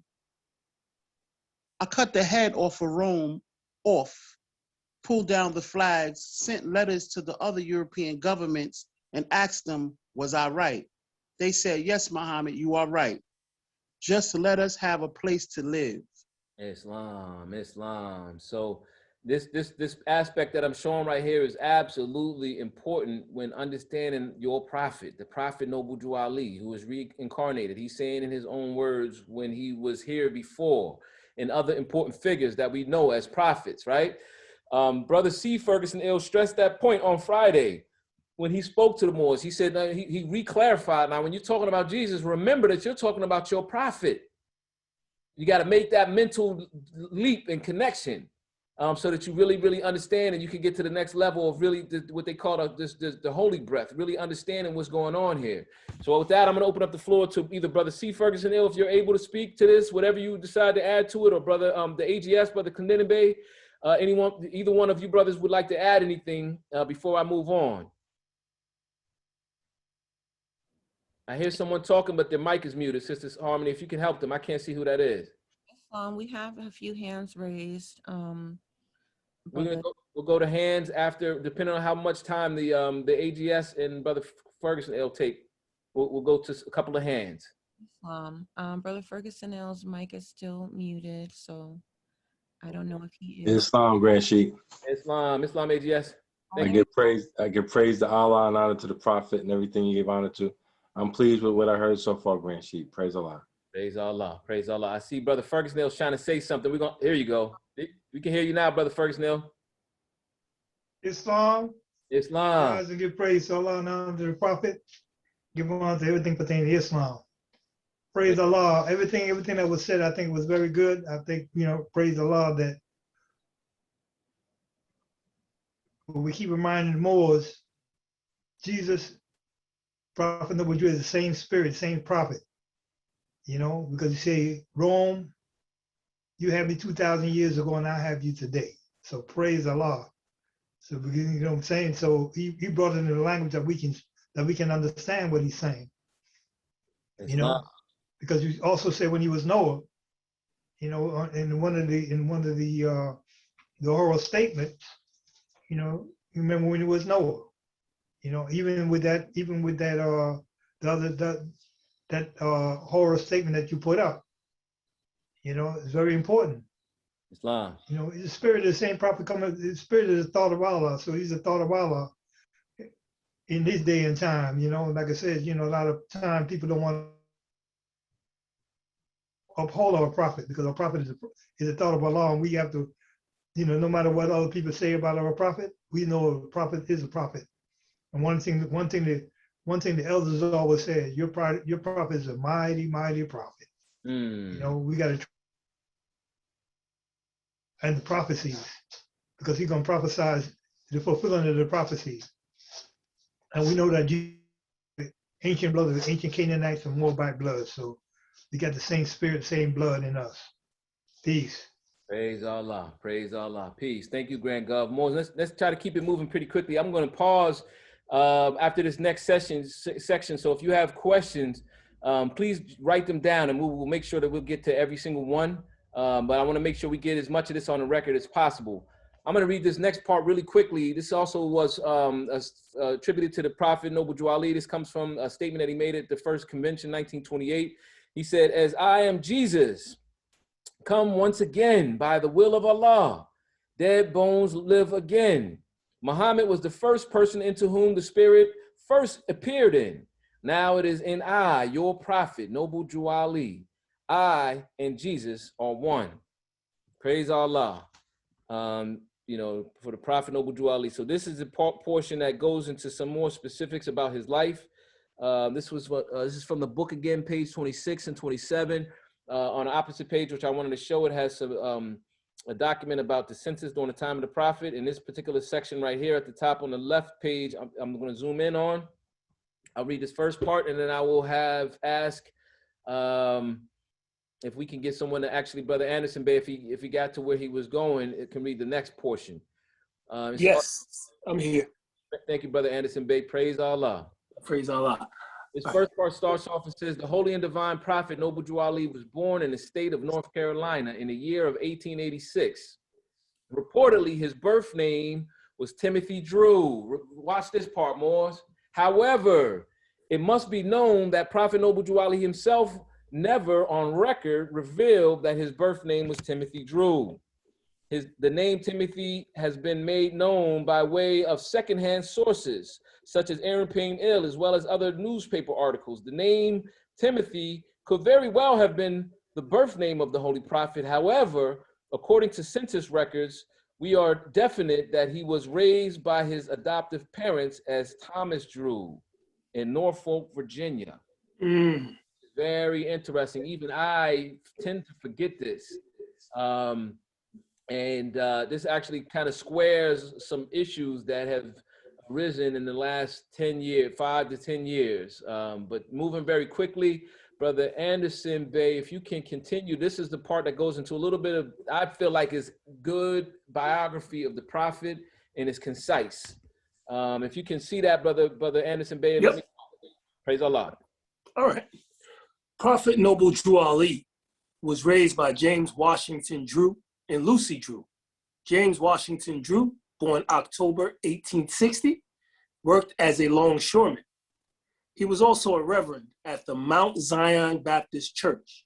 Lucy Drew, born May 1863, was a laundress, ironing and washing for wealthy homeowners. They raised Thomas Drew, Prophet Noble Drew Ali, on 279 Princess Anne Avenue in Norfolk, Virginia. In 1898, when Prophet Noble Drew Ali was 12 years old, he worked as a laborer. Having an industrious spirit, 2 years later, when the Holy Prophet was 14 years old, he worked as a farmhand. In 1910, when the Holy Prophet was 24, he followed his adopted father's profession and subsequently began working as a longshoreman in Norfolk, Virginia. The Holy Prophet, prior to his divine ministry, worked a number of professions such as porter, laborer for the submarine boat company, and maritime laborer. These professions made it possible for the Holy Prophet to travel the country and perhaps the world. Reportedly, at a very youthful age, the Holy Prophet was guided by the Almighty God, Allah, and thus commanded to travel to the East and receive instructions from the sages of his contemporary, just as Prophet Jesus was instructed by the wise men of East, i.e. Brahmic priests, etc. By the year of 1912, the Holy Prophet finished his studies and his travels in the East. Subsequently, in 1913, he founded the Moorish Science Temple of America in Newark, New Jersey. Being that Prophet Noble Drew Ali had traveled the world and studied under masters such as the sages of Egypt, via his travels, the Holy Prophet had acquired the 18 years of the life, work, and teachings of Jesus that is absent from the Holy Bible. Although the Holy Quran of the Moorish Science Temple of America was not yet published, this fact is evidenced on the Prophet's Egyptian adept student card. Praise Allah. Praise Allah. And sure enough, on the adept card, it actually states that he had the 18 years of his life. And I didn't pull up the card because, again, the prophet he did so much in such a short time. There's so many things we could connect. It shows how he was similar to Jesus in his travels. You know, the Prophet Noble Drew Ali had the night flight like the Prophet Muhammad, or I don't know if I'm saying it correctly, where he had to flee from Mecca to Medina. And then he returned, right? When he left from Newark and went to Chicago, then he returned to Newark. So I'm just trying to touch on as many things as possible without taking up a very, very long time. I want to move quickly. I want to next go to something else that the Moors should be aware of. Jump into another part of the book. And actually, there's that card. There's that card. No, is that the one that actually has? I think that might not be the one that has the 18 missing years. Anyway, let me keep it moving. Prophet had a couple of different cards. I think that was the one that he was referencing. This speaks about the Prophet Noble Drew Ali's declaration of prophethood. And I want to go to, let's go back to Brother Vocaz Il. Brother Vocaz Il, if you're able, let me look on my screen and see who am I missing here. If you can read this part for me, Brother Vocaz Il, tell me when you are unmuted. I see Brother Alazar Il. Praise Allah. Go to Brother Alazar, if you're able, Brother Alazar Il. Brother Vocaz Il, if you can read this. Islam. The Holy Prophet Noble Drew Ali was no doubt divinely prepared to serve as a messenger of Allah. However, his prophethood was not officially confirmed by the masses until December 18th, 1925. The Holy Prophet Noble Drew Ali stated to the members, quote, "If the crescent and star did not appear, he was not a prophet, and for them not to follow him," end quote. See Moorish American Voice, May 1971 edition, published by Brother J. Blakely Bey. The Noble Prophet, after the Friday Holy Day meeting, December 18th, reportedly told the Moors to go outside and look up in the sky. The Prophet reportedly informed the Moors that what they witnessed was a sign that Allah's Prophet is in the land. The Moors that night were blessed to have viewed a rare anomaly in the sky. They were in eyeshot of what is referred to as a, quote, star and crescent moon, end quote, which is an ancient Moorish Islamic symbol. Praise Allah, praise Allah. So the Prophet basically said, when he declared, he said, you know, to make my point, there's going to be a star and crescent outside, and if it's not, then I'm not a prophet. So that was on a Friday Holy Day, right? December 18th, 1925. And in the Chicago Tribune, right? Article, this is actually a document that comes from, I forget the name of the organization out of Temple 35 in Connecticut. I forget the name they taught under with Sister Weaver Bay, have these documents. And it actually has this article from the Chicago Tribune on Saturday, December 19th, the next day, 1925. And it's basically reporting that there was indeed a crescent in the sky. The Moors are familiar with that. I want to next go into something that I learned from the Grand Governor. This is also very important, and I'm going to open up the mic for Brother, Brother Cole, Brother Clendenin, Brother Ferguson, if they wanted to add anything to this.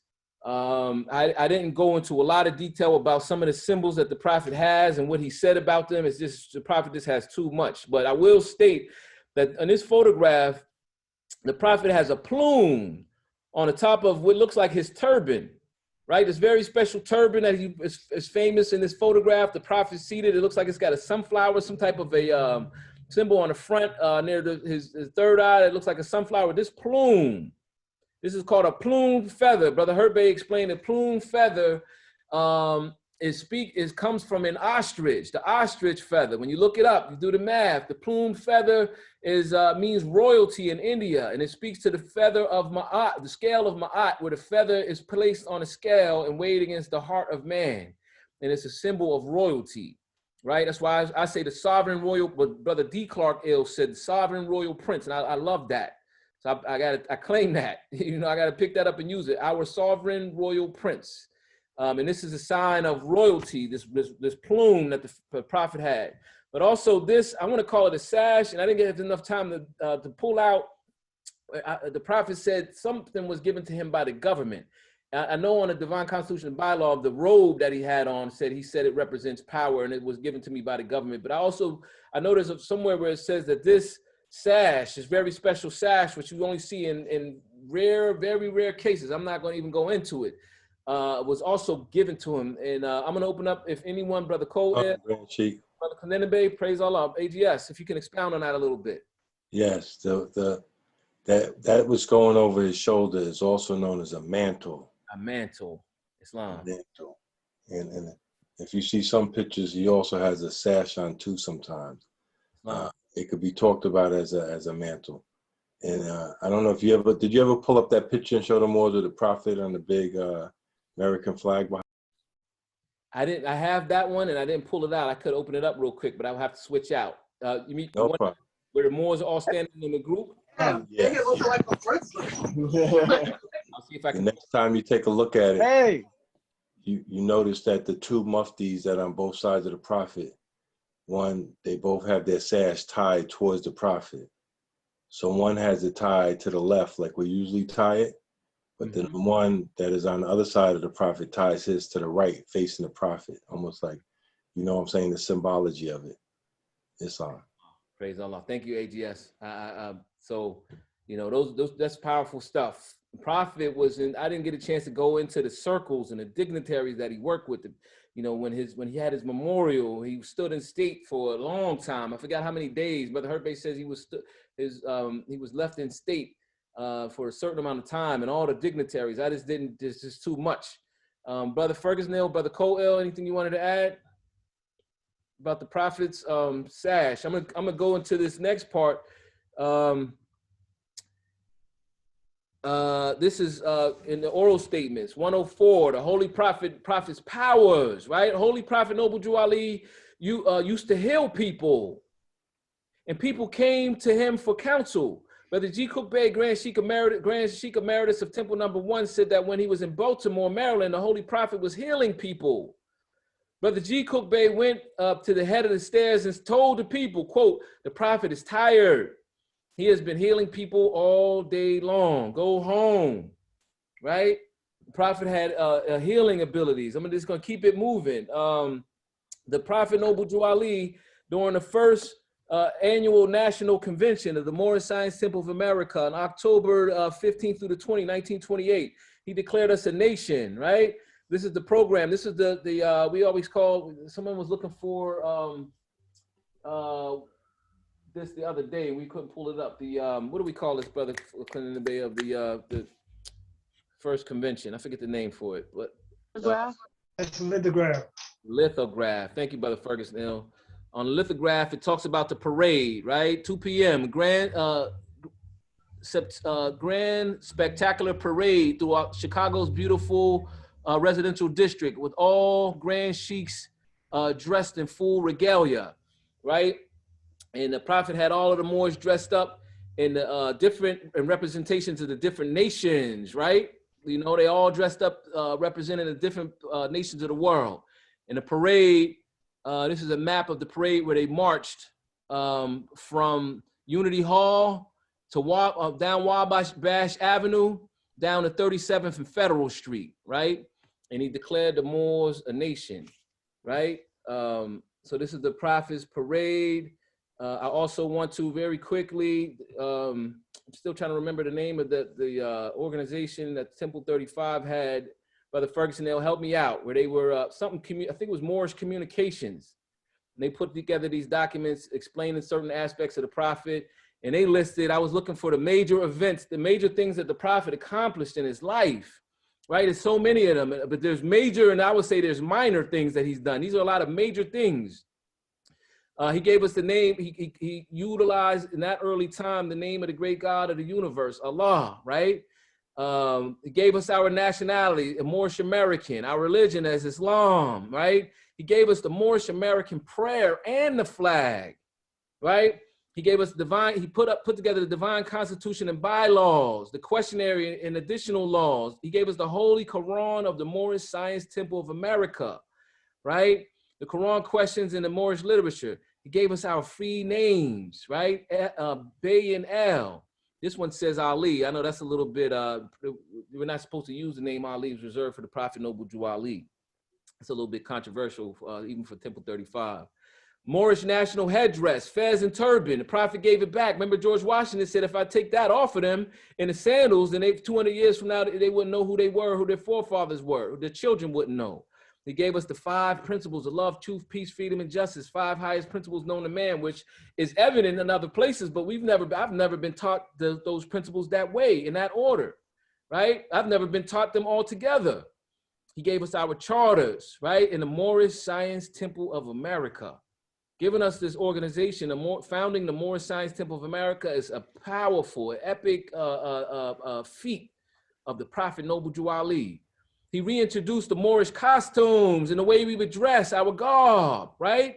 He established 15 temples after he put it together. He put the plan together and then put it on the ground, 15 temples, right? He reconnected the Moorish American with the families of nations. He said we were the Moabites, and then boom, all of our history comes back online. We're gonna be studying forever, trying to find all of the different things that was taken from us that were ours, right, in our history. He established and conducted the first annual convention, annual national convention, published the Moorish Guide, the Moorish Manufacturing Company and the remedies, put the remedies together. Prophet did all of these powerful things for the Moorish Americans. Praise Allah. We would be at a loss without mentioning that. And I'm going to close with this final thought. Since we're talking about the history of the Prophet, this comes from the Centennial book, and it's a short portion about the Prophet's wife. Sister, let me see if we got Brother Alizar Il. Are you still on, Brother Alizar Il? And let me see, I'm going down the list here. If not, we're gonna go to Sister Barry Bay. Brother Peters is there. Brother Fragile Bay. Brother Fragile Bay, I'm gonna unmute your mic, Brother Fragile Bay. Let me know if you can hear me. Are you there? Are you there? Brother Fragile Bay. Okay, let's check on Sister Jordanelle. We didn't hear anything from Sister Jordanelle yet. Sister Harmony, let's re-mute Brother Fragile Bay's mic. I unmuted it, then he disappeared. Islam? Sister Jordanelle. Islam. Praise Allah. I'm gonna see if once you get honest, I'm gonna see if I can get you to bring us out with this reading about Sister Pearl Jew Ali. And we love the sounds in the background. Praise Allah. First, I rise and give praise to Allah, the Father of the universe. I give honors to our Prophet Noble Jew Ali and everything that pertains to Islam. You want me to read starting where? And read this part from the right area. There's a couple of paragraphs here to the end about Sister Pearl Jew Ali. Okay, Sister Pearl Jew Ali was the wife of Prophet Noble Jew Ali. As described in an edition of the Moorish Guide, 1928, she was thoughtful, active, faithful, and very industrious. She was described as being very competent in the position of National Secretary, Treasurer of the Moorish Science Temple of America, Treasurer of the Moorish Guide, the Moorish Manufacturing Company, and the National Businessmen's Club. She attended her meetings and found time to be active in the Moorish choir. She had a beautiful soprano voice. Allah cut the cord that binds the human boat to earth that it may sail onto smoother seas, May 8th, 1994. She was a benevolent sister, blessed with the virtues of love, humility, submission, obedience, and kindness, and remained a widow according to tradition and a member of Temple Number 9, Chicago, Illinois. We honor her for her noble efforts in her undertaking to promote the development of our young Muslims for the uplifting of fallen humanity. Peace. Praise Allah. Praise Allah. Thank you so much, Sister Jordanelle. And with that, Moors, I'm now going to open up the floor for any questions, any comments, any additional statements that the Moors would like to make about the Holy Prophet Noble Jew Ali. Before we just spend a few minutes closing out, we're going to go into the Quran after that. Sister Harmony, do you see hands still? And if not, we'll try to see if we can get the order of the hands that came up before. If the Moors want to put your hands back up, we'll take maybe 4 questions or comments, and then we'll carry the rest into secretary time. Islam, yes, we do have 3 hands up currently. First is Brother C. Cole-Il. Then we have Sister C. Silzil and Brother Volkezil. Praise Allah. Praise Allah. Brother Cole, let's go with Brother Cole-Il. Islam. Islam. Islam, brother. Oh, Islam. Wow. We was going back into the mantle of power. That's a lesson in the book of Muhammad, the Holy Quran of Mecca. The prophet got on. And you was talking about the night journey. I think that's what you was trying to get at. Prophet Muhammad's night journey. Prophethood come in several different degrees. And when you check out the stand on the prophet, that's why I say divine. It's a word called Rasul and Nabi, Arabic words about the prophets. One is coming from Rasul by being reinforced by the revelation of Gabriel, and the other one is Nabi, divinely repaired, inspired by Allah himself. And that's what they have the prophet under, Prophet Noble Drew Ali. That's why they can't hard to shake him down, because all Muhammad was the seal of showing that the prophets that came from, that the teachings was correct, right? If you get your Maulana Muhammad Quran with the footnotes, right, you'll find these things in there about our Prophet Noble Drew Ali, right? Who he actually was, right? From that part, besides of what you were showing and proving from your notes and documents that you had, right? But it was a time where the Moors had to show and prove about the prophet, because our Sunni brothers, you know, it can get a little bit outlandish sometimes, right? And that lesson came about the Nabi and the Rasul come from the word Nabal, N-A-B-A, right? And it's about prophets that have been divinely inspired. And this is what the prophet was, not going somewhat, taking up so much time, because it's a lesson in itself, but it's a roadmap if Moors want to investigate what I just said. Because man, the prophet said, you are the line uniting divinity and matter. Man is finite and infinite. You are both of them, you see? And it's the reason why it's going like that, that you can move across both planes, because each one of them has their own process. We fail. So now we got to do the reverse process to get back to them lofty heights with Allah. Peace. Peace. Praise Allah. Praise Allah. Thank you, Brother Cole for that. And I'm going to reserve my comments. Let's go to the next hand. We have Brother Volkezil, I think, and then Sister Silzil. Let's go to Brother Volkezil. Islam. I think Sister C. Silzil had her hand up first. Praise Allah. If she wants to speak. We're gonna go to the Sheikhs. Islam, dear brother, much gratitude. I wanted to extend the opportunity for you to speak first. Is fine, just so that they have time to answer your question, if there are any. Islam. Thank you. No, it's just had some comments.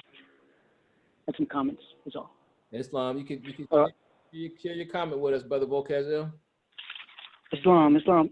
Many thoughts come to mind from this every Sunday lesson, but when you had mentioned Grand Sheikh Y. Cyrus Hill, you roughly 2,000 years ago, Jesus was born.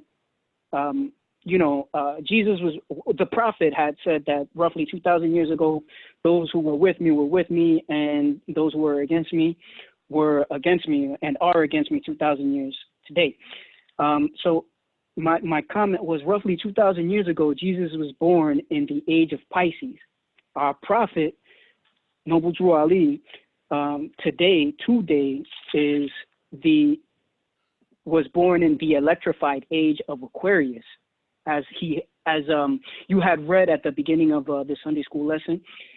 In this electrified age from the Moorish literature, the Aquarius is an air sign, and I think of Wi-Fi and Bluetooth and computers and so on. Pisces is a water sign. And when I think of water, I think of baptism and purification and the rituals of cleansing the body. And then I had another comment on a different tangent in regards to prophets and prophets. All the prophets are all thoughts of Allah. And I comprehend, me personally, I'm not speaking for anybody else but me. And I comprehend that anyone from any nation who speaks of the everlasting gospel of Allah, the saving power that comes from Allah through our ancient fathers and mothers. For example, Joseph and Mary. Honors to Sister Harmony Bay for bringing that thought to light, to my understanding, with women at the beginning of the Sunday school lesson. And I say that prophets are just the messengers. Anyone is a prophet if you, Prophet Noble funded the Moorish Science Temple of America, and everything that you had mentioned in the Sunday school lesson. And that honor, that's the highest honor. I wish I could, press his hand. But to be a prophet, I think all you have to, what defines a prophet is if you spread the gospel of goodwill, of peace on earth, goodwill to all men. That's what I wanted to comment. I hope it made a connection. Peace. Praise Allah. Peace. Thank you, Brother Vocazil. That's an interesting thought. I would say, and before I go to Sister Sills, and I'm going to go to Sister Sills, was that one of the things about a prophet that you'll notice that the prophet reaches really, really high benchmarks. So I would, I believe that the person can be a, maybe Islam. messenger or messenger or missionary of truth. But if the prophet is the first to solve a problem, you know what I mean? And it can only, once you solve it, it can't be resolved. It's already solved. Like, we didn't know who we were. The prophet smashed that seal open. He brought us our flags, our history, all the stuff we went over. And those things can't be rediscovered, So he comes first, he comes from us, he comes speaking the language, comes during the time of the prophet. And that's like a combination of things that's rare, very rare. So I just wanted to add that in. I'm going to go to Sister Silzil, and I thank you for your thought in the comment, Brother Vocazil. I'm going to go to Sister Silzil before we begin to close out here, looking at the time. Sister Silzil? Islam. Well, just thank you for calling in and putting aside time so that each of us get to participate. Thank you, actually. But the thought with that was just as you all were sharing. Well, first of all, Seal, right? So Seal, Brother Herbe definitely made it clear to look up my name and look up the name. And so when I looked up Seals, I was definitely made sure to look up the word in Latin, right? Because as we know, some of the highest levels of education that's revered in the lands were in Latin, and Latin was a language of science, and this is the Moorish Science Temple of America. And what was expressed, and just to give an example of how Latin is used, when you reach one of the highest levels of education, it would be a summa cum laude, right? Or the alma mater rather, right? You have the alma mater, which is al mother in Latin, which is one of the highest levels. Anyway, with that, seal in Latin goes back into sigillum, and that's the plural form, but singular would be sigilla. But either way, it confirms exactly what the Grand Sheikh was saying and what Brother Colel even mentioned, that is just a seal. It's an affixation that's just marking that it's authentic. At points in time, some used to use a ring and wax to kind of just mark and impress so that you know that it's actually passed through them and that that it belonged to them. It's kind of like an ownership mark, letting you know that it's valid. Even back in the day during the Berber times, it was used for merchants to let them know that this wasn't actually a stolen good, that it was authenticated. And so I appreciated that. I was also going to share with the garb. Those are girdles, and biology was my thing. The prophet is so amazing, right? So the one that he wears across they call it a sash, but it's also known as a girdle. And that one would be the shoulder girdle, right? And then you have the pelvic girdle, which is the one that they wear around the waist. Now the importance in the girdles, right? First of all, if you just look at it, they're all That's the 5. It's a 5. So the shoulder girdle is composed of the clavicle, the scapula, and then like the extremity, right? The arm. So that's 3. And then the pelvic girdle is pretty much just the pelvis and the tailbone, so to speak, or whatever. And so that would be kind of the concept of 5, but there's pairs of them. So there would be a pair on each side. But if you divided them in half, they would each look like 7s on the physical body. And they're the only things. The pelvic girdle connects the upper body and its extremities to the spine, and the shoulder girdle. So the pectoral girdle, like the pectoral muscles. So that's the upper part, the shoulders. It connects to the upper body. And when you think about the benefits of the hands, as they talk about, that's the only part that connects it to the spine, which is very interesting to me because it's all the one. When you think of the pelvis, and the pelvic girdle is what allows the extremities on the bottom to function. So it's all the combining forms. And so if you think about the concept of war or anything like that, those are the areas in which were more heavily guarded, because if they were damaged, you would now be rendered, what's the word? Like an invalid or incapable of moving, incapable of assistance. And I thought that was just really interesting as far as it in the 5s. If I just hope the Moors look at the science part of it, just to understand what the prophet was doing, because he brought us back to our garbs, and he also told us to guard ourselves at all times, and he told us against it. And it is a multitude of things. And to think of the things that our people were dealing with at many points in times, that stabilizes the shoulders, that stabilizes the spine. If you spring your arm, those very similar things as to what we would do. If you have lower back pain, that waist girdle actually helps alleviate the pain. And it's just pretty amazing. So thank you for talking about this, because it brought that thought to my mind. Peace. Praise Allah. Praise Allah. Peace. Thank you, Sister Silzil. I'm not sure if the Moors are able to see my screen. I switched my share over. I don't know if it switched off of that page, but I was looking for, I've seen images of the popes with the different sashes, the same ones that the prophet wore, way after him, almost an identical sash. And so this was, I don't know if my screen shared that, hopefully not, because I didn't find a perfect image of it. But thank you, Morris, for your participation. Let's quickly go into thank you, Sister Seals. That was a very powerful point. I definitely was able to draw from that.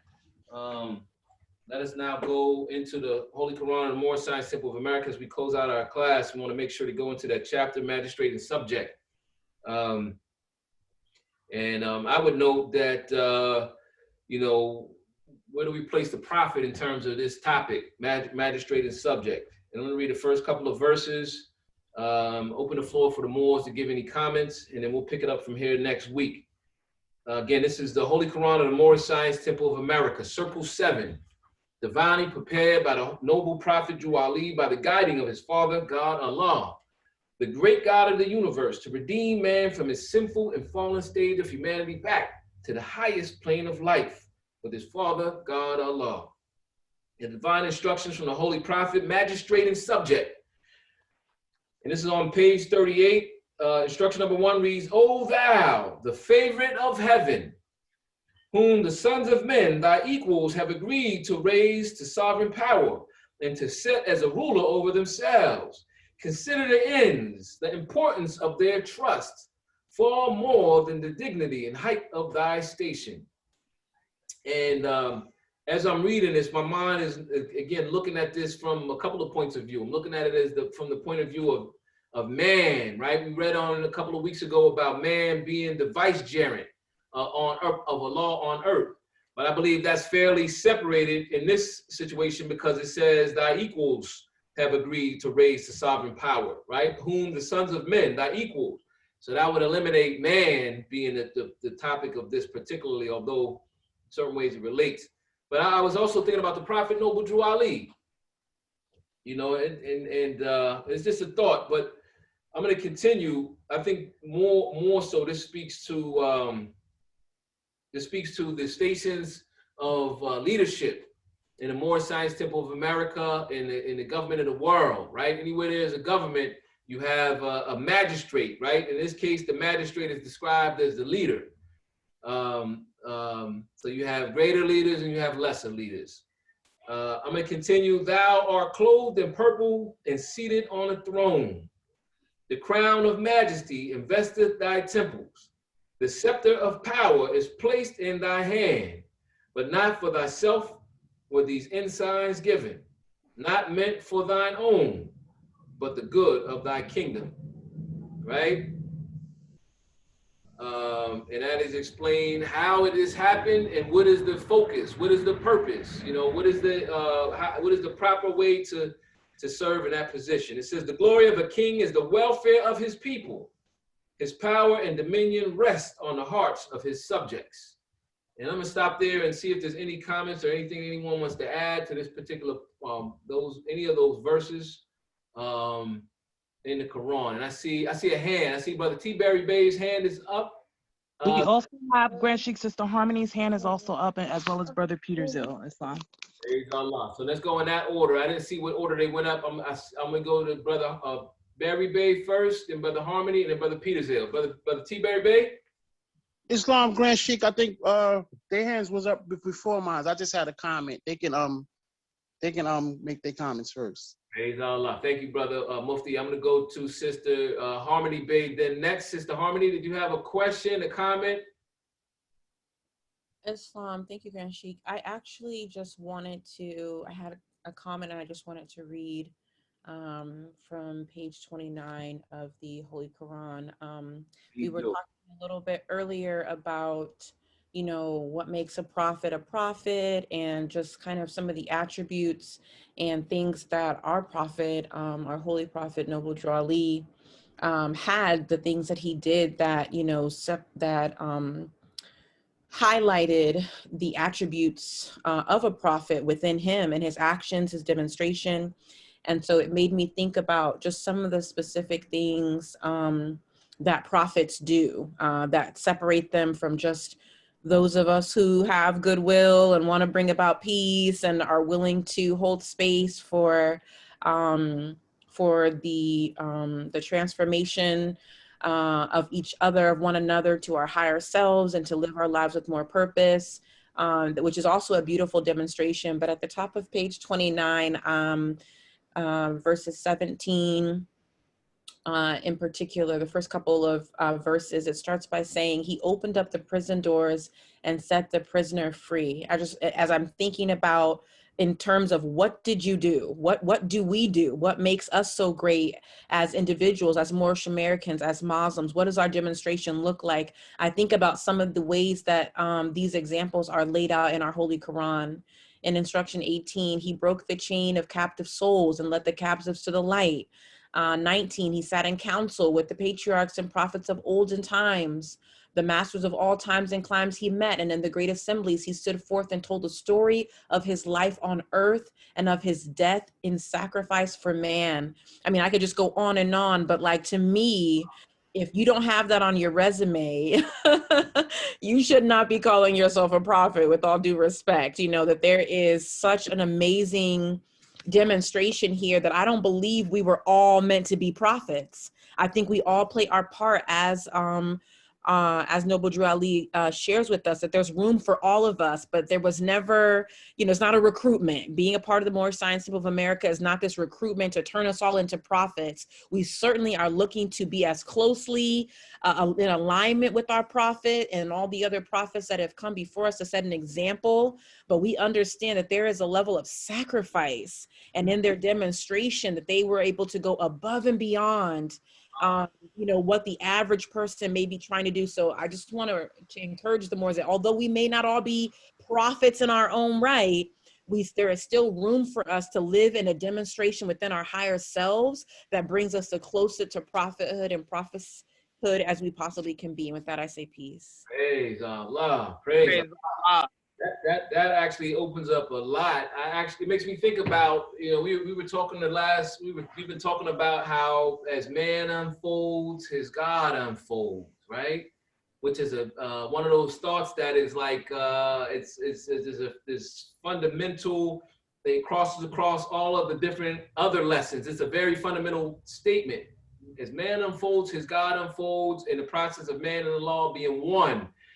While you were speaking, I also was thinking about the squaring the two thoughts, right? I was thinking about the chapter 7 where it says, the things we see are reflexes just appearing while the ethers vibrate so and so, and when conditions change, they disappear, and how that actually speaks to what is going on at the basic fabric of the reality of man, and why the clearest human knowledge is but blindness and folly, and keeping in mind that with respect to his precepts, there's nothing contingent, right? The law is all powerful. He calleth forth warnings by the words of his mouth. What is going on? And I would say in the unfolding process, at first, it's very important. So what I just spoke to about the conditions changing, the ethos changing as the conditions change, it seems like somehow anything is possible. But I would say at the beginning stages, I had spoke about how at one point I ran across the idea, as you study and every round goes higher and higher as man is going through some really deep change, that you start to run across this thought that, you know, man has some relationship to God. Is man God? Man is God. And then that could be a frightening. It's like being on the edge of a cliff where you're looking over like, I ain't trying to take a step in that direction because I could fall and get banged up real bad based on the law is, remember, we start off, the law is, let's say he's a jealous God. But this is earliest, this is what they say in the church, you know, fear Allah all the days of thy life, right? So in terms of a prophet, yeah, I agree. I think good discipline would say that you got, you know, there's a song that we sing, lift the prophet up, lift him up, the prophet up until he speaks from eternity. So where my mind at this particular stage, still being in the manifest form, is like, I see a huge opportunity in taking what the prophet already brought and then lift the prophet all the way up so people can see. And that is powerful enough in itself.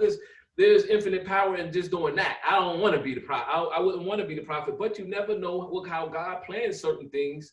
But I would say that, yeah, a prophet is you know, I don't like when you hear, usually you don't see prophets sitting next to each other. Very rarely. I guess sometimes they are in some cases, but very rarely do you see them sitting next to each other. Prophet did so much that we don't need anything else. We need to basically chew what he fed us already. You know, like they say, finish what's on your plate.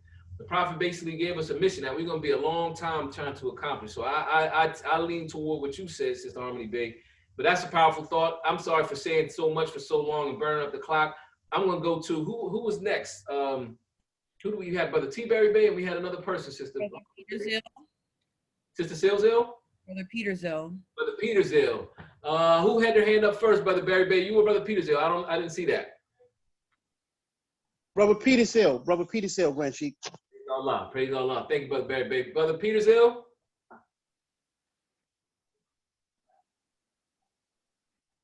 Is his mic unmuted? Switch back to gallery view. Islam, Grand Sheik. Islam. Well, at first, well, first and foremost, let me rise and give praise to the great God of the universe. Allah. Honor to all of his true and divine prophets, most especially the prophet that he sent for us to North America, Prophet Noble Drew Ali, and everything that he has brought for the uplifting of fallen humanity and everything that pertains to Islamism. Peace. Peace. So what I was gonna ask at first, but then Sister Harmony, they kind of put me on, reminded me actually that the prophet said he's the last prophet in these days and times. You understand what I'm saying? So in my opinion, right, my understanding, when he's saying he's the last prophet in these days and times, and he came and he brought us our potential. He came to show us our potential, right? Then, in my opinion, that's what the prophet was here for. That's what he came to do. He came to make a race, a group of everybody a prophet in the essence, not as him, but to be like him. We supposed to be like him, right? So in being like him, what are we doing? Islam. You know, not to get big headed and not to get what's the name and be like, oh no, I'm the prophet. No, but he came and brought us something. Islam. Praise so Allah. now if some people decide to use what he brought and other people don't want to use what they brought, just make excuses, then that's on them. And with that, I just say peace. Wow, praise Allah for the comments that the Moors are giving. The prophet did say that. He said, imitate I, your prophet. And, you know, right before you said what you said, Brother Peter, I was saying to myself, my thought continued with what Sister Harmony Bay said. And I was saying to myself, I wouldn't even try. You know, it's almost like you stepping up to a hot rostrum. You know what I mean? You got to go speak after, you know, somebody tore the rostrum down. Brother Hopkins Bay or Brother Jones Bay went and tore the rostrum down. I don't want to go after that because Prophet does some things that cannot be matched. So he set the bar really, really high. But then at the same time, the Prophet did say, imitate the Prophet. And if you do it in the right state of mind, and gratitude is on deck, right? Because gratitude, once you, in order to make yourself a mastermind, you got to pound in the principles. You got to get all of them locked into place. And if there's one principle that's not in a place like the Rubik's Cube, but one block is wrong.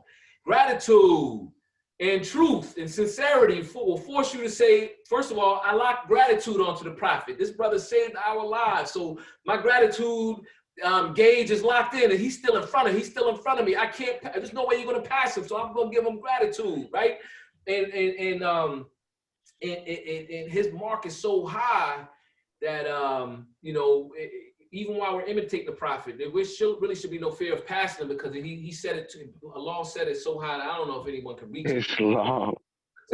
Well, and just to Kim walk with you a little bit, that's right, because he said, imitate I, your prophet. And when you imitate, right, when you do it, when you really do it, right, when you imitate I, your prophet, you'll be able to see that you can't match him. Sincerity will make you understand you can't. It's like the Prophet gives it up to This is where the Moorish Americans, where we begin to lose our formation and being the strength, being a wall of brass. Some of the Moors break formation because they got confused into thinking that they are the Prophet, can equal the Prophet, and they fail to understand that you didn't pound in gratitude. You didn't pound in sincerity or truth will tell you that, you know, sit down because you make yourself look bad because you can't possibly match up to the Prophet, Noble Drew Ali. Praise Allah. I see some more hands popping up. I'm gonna go to Brother Barry Bay. I see Brother Vocaz ill. We're gonna see if we can hold that. And I see Brother Cole ill too. We do a time check.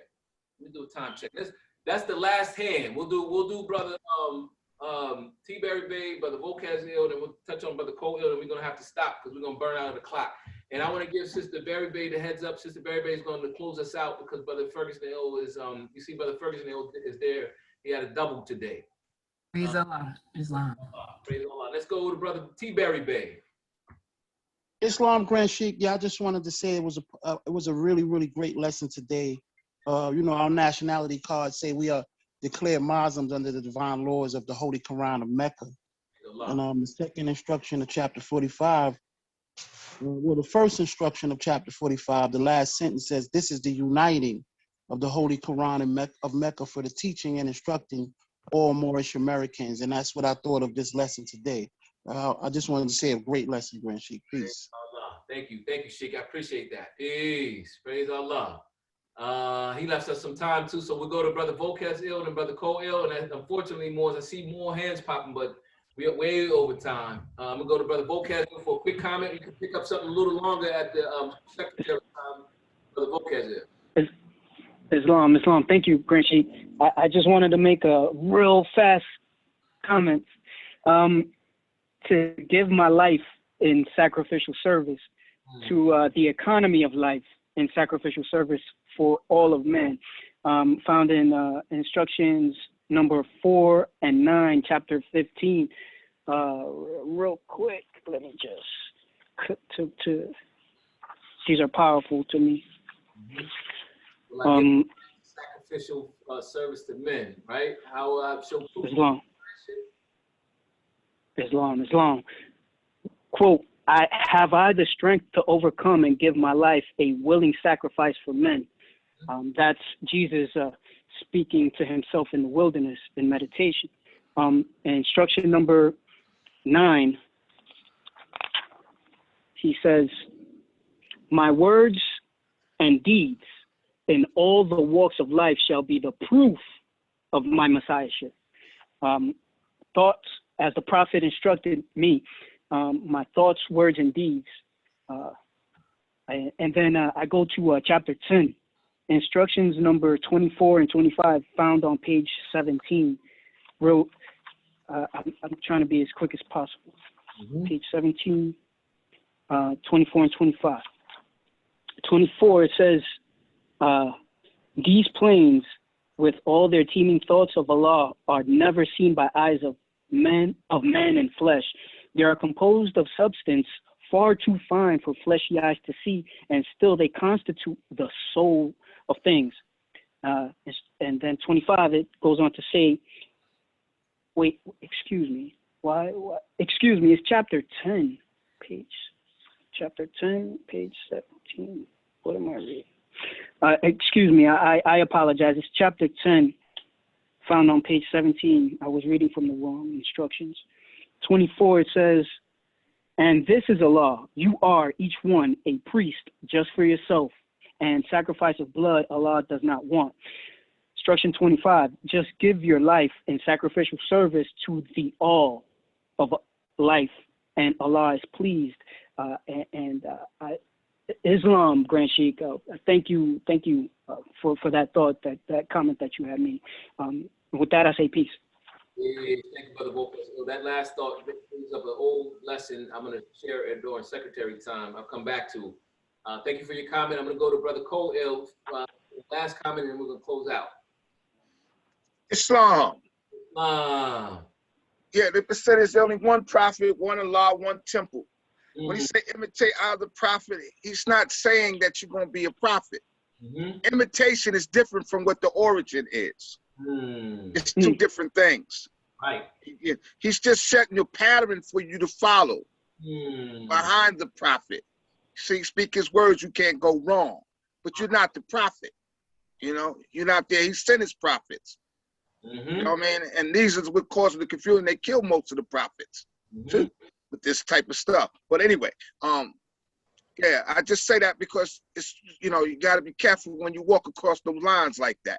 You know what I mean? Because he's saying a few things. And this is why you're doing a good job, Sheikh, of getting it correct. You know what I mean? So we can have a better understanding of what the prophet is trying to convey to us, you know, which is always needed for all of us, no matter where we at along the way in the more science simple America.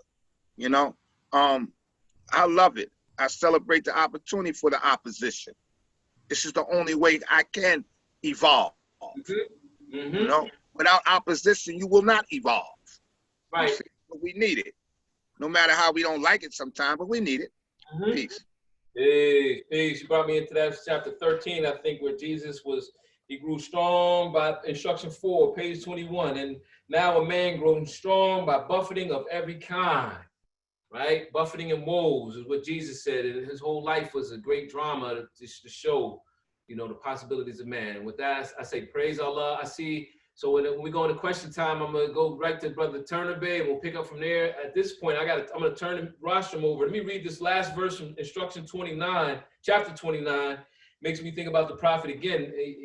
The law governs all events. We're reading magistrate and subject. I really didn't connect the two together when I thought about the lesson for today. Instruction number 4 reads, the mind of a great prince is exalted with the grandeur of his station. He evolveth high things and searches for business worthy of his power. When you think about that part in the Prophet Noble Drew Ali, whether the chapter is really meant for us to be thinking about the prophet or not, that part makes me think about my prophet. And with that, Moors, I'm going to thank everyone for their participation this afternoon's Sunday school class. I'm going to turn the meeting over to our assistant chairman, Sister L. Berry Bay. Peace. Peace. Praise Allah. Islam, Brother Grand Sheikh. Thank you for that beautiful lesson today. Praise Allah. Call on our Grand Sheikh to read the warning. Islam.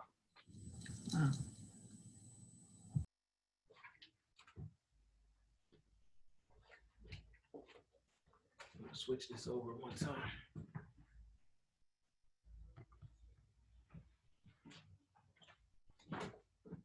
Islam, January 15th, 1929, Prophet warns all Muslims, governors, ordered to read proclamation at each meeting.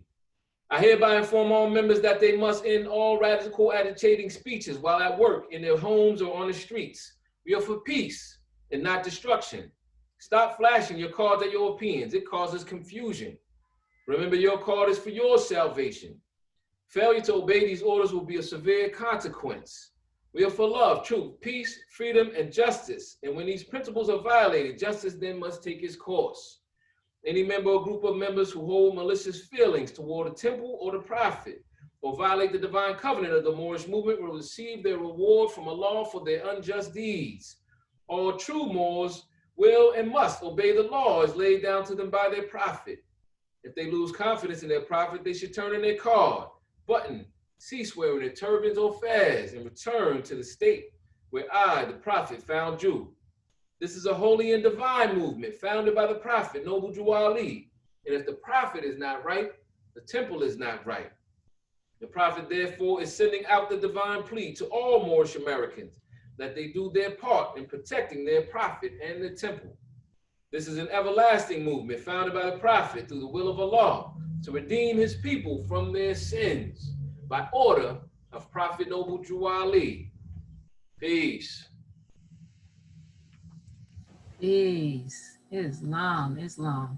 I want to thank everybody for participating. I think we'll now take the video from our sister Harmony so that you can see where you can pay your dues if you want to order remedies.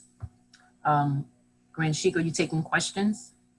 Yes, we can open up the floor. There were a couple of questions. I think Brother Cole had one of the first ones early on in the meeting. And Brother Turner Bay, yeah. Brother Turner Bay, like that. I think it was Cole Volquez. Well, let's go to Brother Turner Bay first, since he got cut off on that last portion. Then we'll go to Brother. Grand Sheik, and also Brother Salim Bay had his hand up for quite a while also. Brother Salim Bay, I didn't see that. Pardon. Thank you, Sister Harmony. So let's go to Brother Turner Bay first, and then we'll go to Brother Cole L second. Islam. Islam. I rise and give praises to the Father of the universe,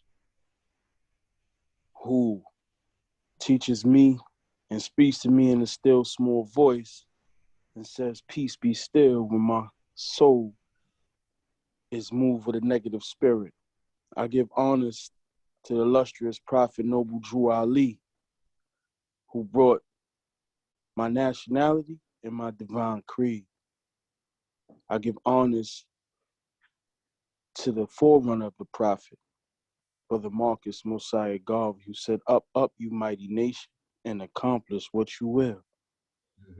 I give honors to all past and present Grand Sheiks and moderators of the Moorish Science Temple of America. I give honors to everything the Grand Sheik of Temple 34, Brother Y. Cyrus Ill, gave honors to.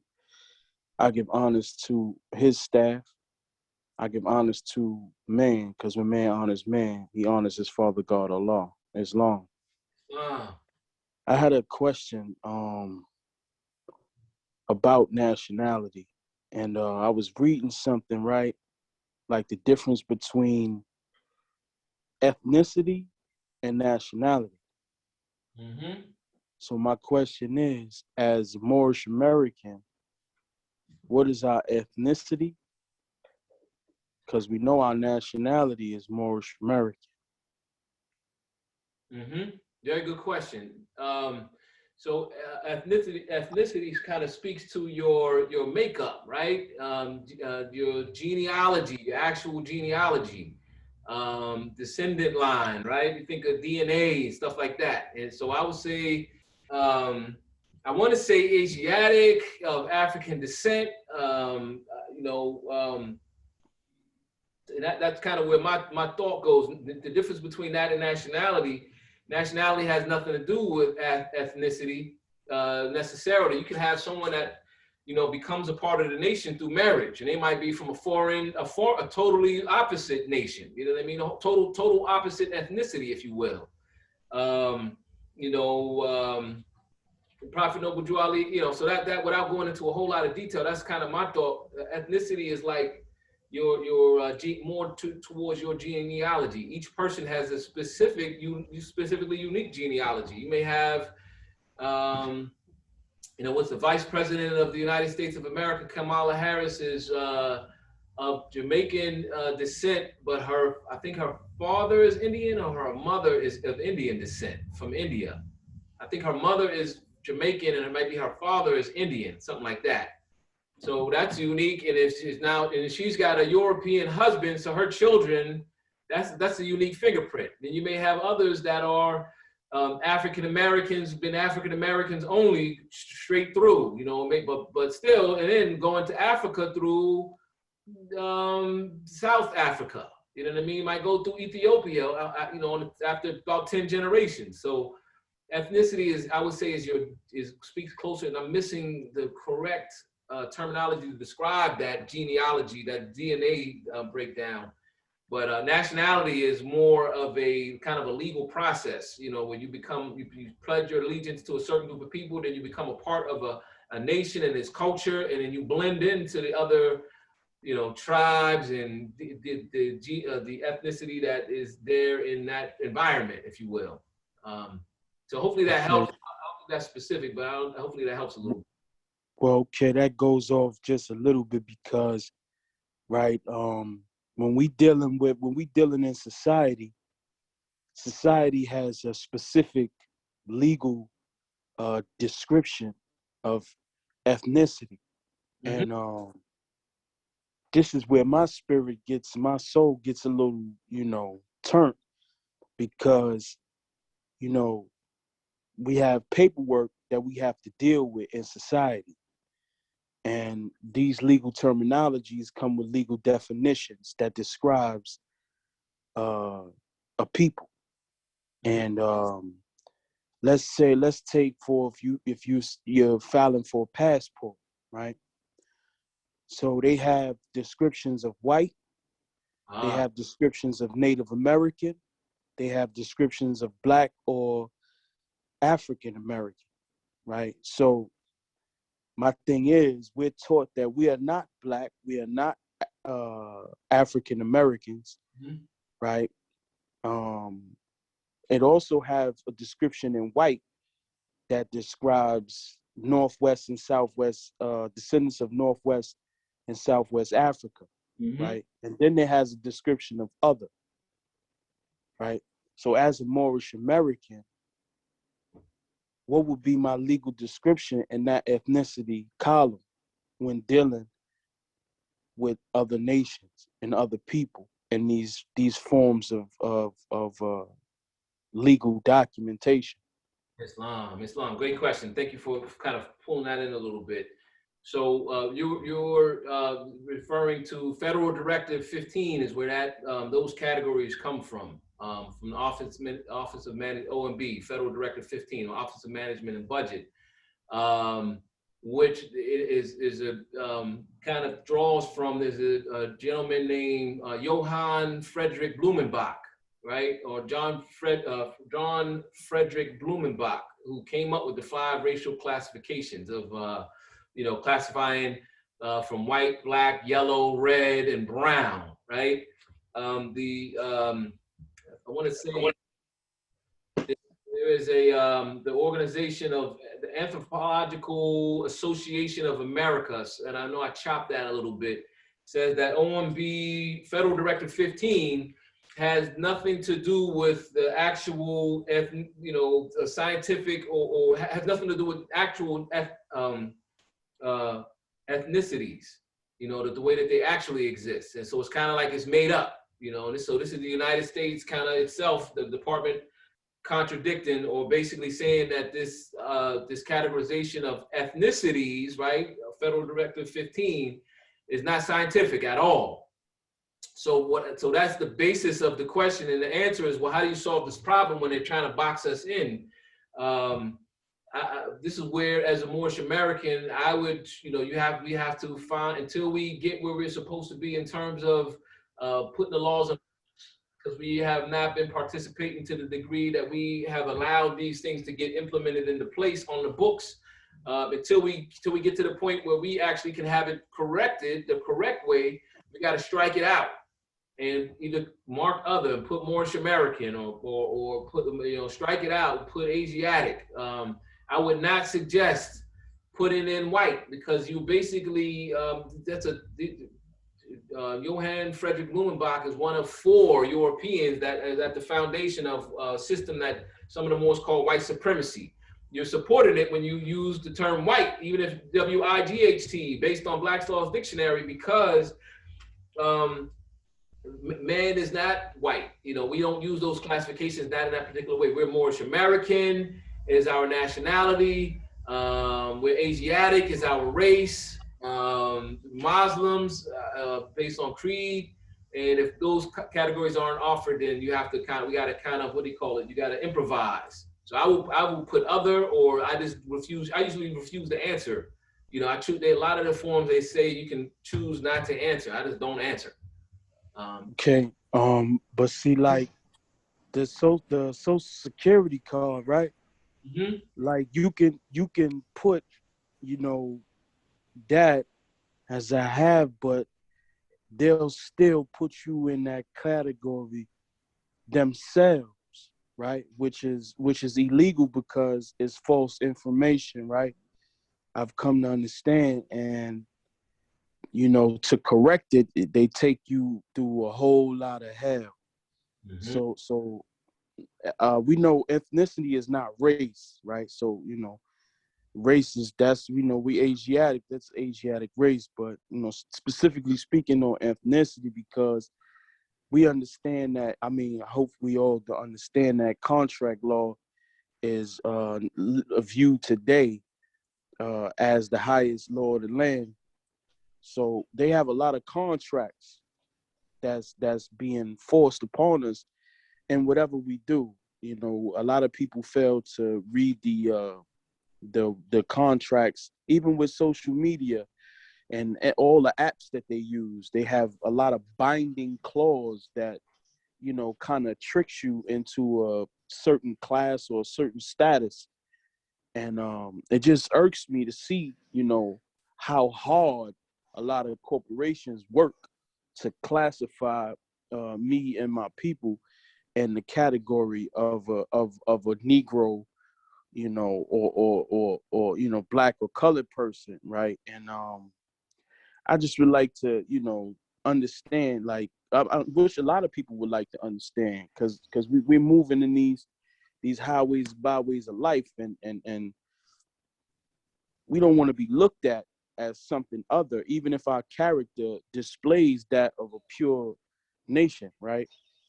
They still, humans, they have a lot of hatred against our people, right? Which is the history of our people in America is taking on a lot of hatred and declassifying us and dehumanizing us, right? So what would be some of the advice? What would be advice to combat a lot of these dehumanizing and declassification contracts and prejudices against the Moorish American? Praise Allah. And I'm going to pick this up in more detail at a later point, probably even as early as Friday. But what I'll say now is that there's something I'm trying to remember. I know there's something called the 7 Principles of Law, but there's a name that's associated with it, because when you look up 7 Principles of Law, a lot of stuff will actually come up. There's a name, and the name is escaping me right now, who wrote about these 7 particular principles that law has to meet in order to be authentic, right? And one of them is that the laws cannot be ambiguous. And the laws cannot be confusing or entrap people, trick and trap. And that's mostly what law has become. A lot of the laws, like the ones that you're worried about, it's not fair, it's not accurate, it's not true. It's ambiguous, right? Law is never supposed to be ambiguous, and it is, because there's a reason, there's a method to the madness. But I would say, as a Moorish American, having based off of in 1913, the Prophet stamped and said, I'm gonna make my statement right now. He went around his elbow to get to his thumb. The way the Prophet stamped his statement We're connecting to that date. And you proclaimed, you're standing on, you're living your life, your legacy, it's bigger than the affidavit. The affidavit, what the type of affidavit that you call your life. But they say, no, this brother was in that temple. He was always had affairs. He always, was called himself a Moorish American. Anywhere he could put it. That wasn't no Negro, black, or color. You try to force him to be, but he wasn't. His life is flies in the face. It's contradicting what your claim is. And anytime someone in law, one thing we do know, Brother Turner Bay, is they can build as much proof as they want to try to make an argument that they believe that you are, right? But in law, it says ignorance of law is no excuse. If you don't answer, if you don't rebut somebody's argument, then it stands unrebutted, then it stands as a fact.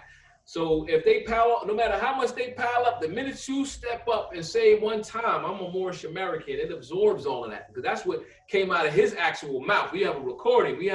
This is his actual writing. It's signed. It's only one time, but it came while you were saying that, he said this. So now imagine, you don't have one affidavit, you got your entire life.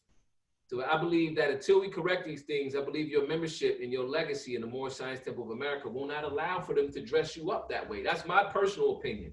But I'll speak to that more further. That's a big conversation. Islam? Yeah, definitely. Islam, Moors, I just wanted to make sure that we kind of just are aware of what's happening in current events. We definitely have some things going on with members that are associated with different religious Islamic groups at this particular point in time, even related to on a grander level with the Capitol Hill attack. So I just want us to be aware of how we communicate on our calls and just how we might communicate in our tone, because beware of the intent, beware of your resolution in the intent of thy actions.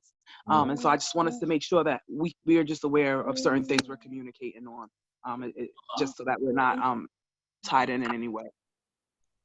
Praise Allah. We got the 5 minutes marker. Thank you, Sister Silsville. Let's go really quickly, Brother Turner Bay. We'll pick that up, actually. I want to give Brother Cole L a chance, because Brother Cole and then Brother Volk has L before we close out. If that's okay, Brother Turner Bay? I just saw a 5-minute warning just now. And I'm looking at the clock. I knew it was coming. Islam. Islam, Brother. Islam. See, you say the prophet went around his elbow to get to his thumb. Mm-hmm. Well, how do you do that? You have to leave the body to do that. Can you do that? So that's something in itself. And you know that what you're talking about with the brothers' taxonomy, and it started from a Swedish biologist back in 1758, common line. And that's where the ethnicity, but the prophet protects you all the way. If you don't put your name, then you sign it. But you must know the difference between civil rights and national rights. Praise Allah. I just want to make sure we don't cut off our brother Sulaimu Bey, Brother Khalil. I want to give him an opportunity. I know the Moors want to share, but we want to give everybody Islam, sister. Islam. Go ahead. Thank you, Brother Cole. Right. You going in. I say praise Allah to that. Let's go to Brother Sulaimu Bey while we have a few minutes, and then if he leaves some time on the table, go to Brother Cole, and then we gotta cut it short. Brother Sulaimu Bey. Islam, Moorish Americans. Islam, Moors. First, I want to rise and give praise to the great God, Allah, the Father of the universe, the Father of love, truth, peace, freedom, and justice. I want to give high honors to our holy and divine prophet, Prophet Noble Drew Ali. I want to give honors to everything that you gave honors to and all things pertaining to Islam. Peace, Moors, Islam, Moors, It's interesting. I want to give honors also to Sister Seals, Sister Harmony Bay, and all the Muslims on the call. Allah. And I want to give honors to the prophet for allowing me to understand that Allah speaks to man through man.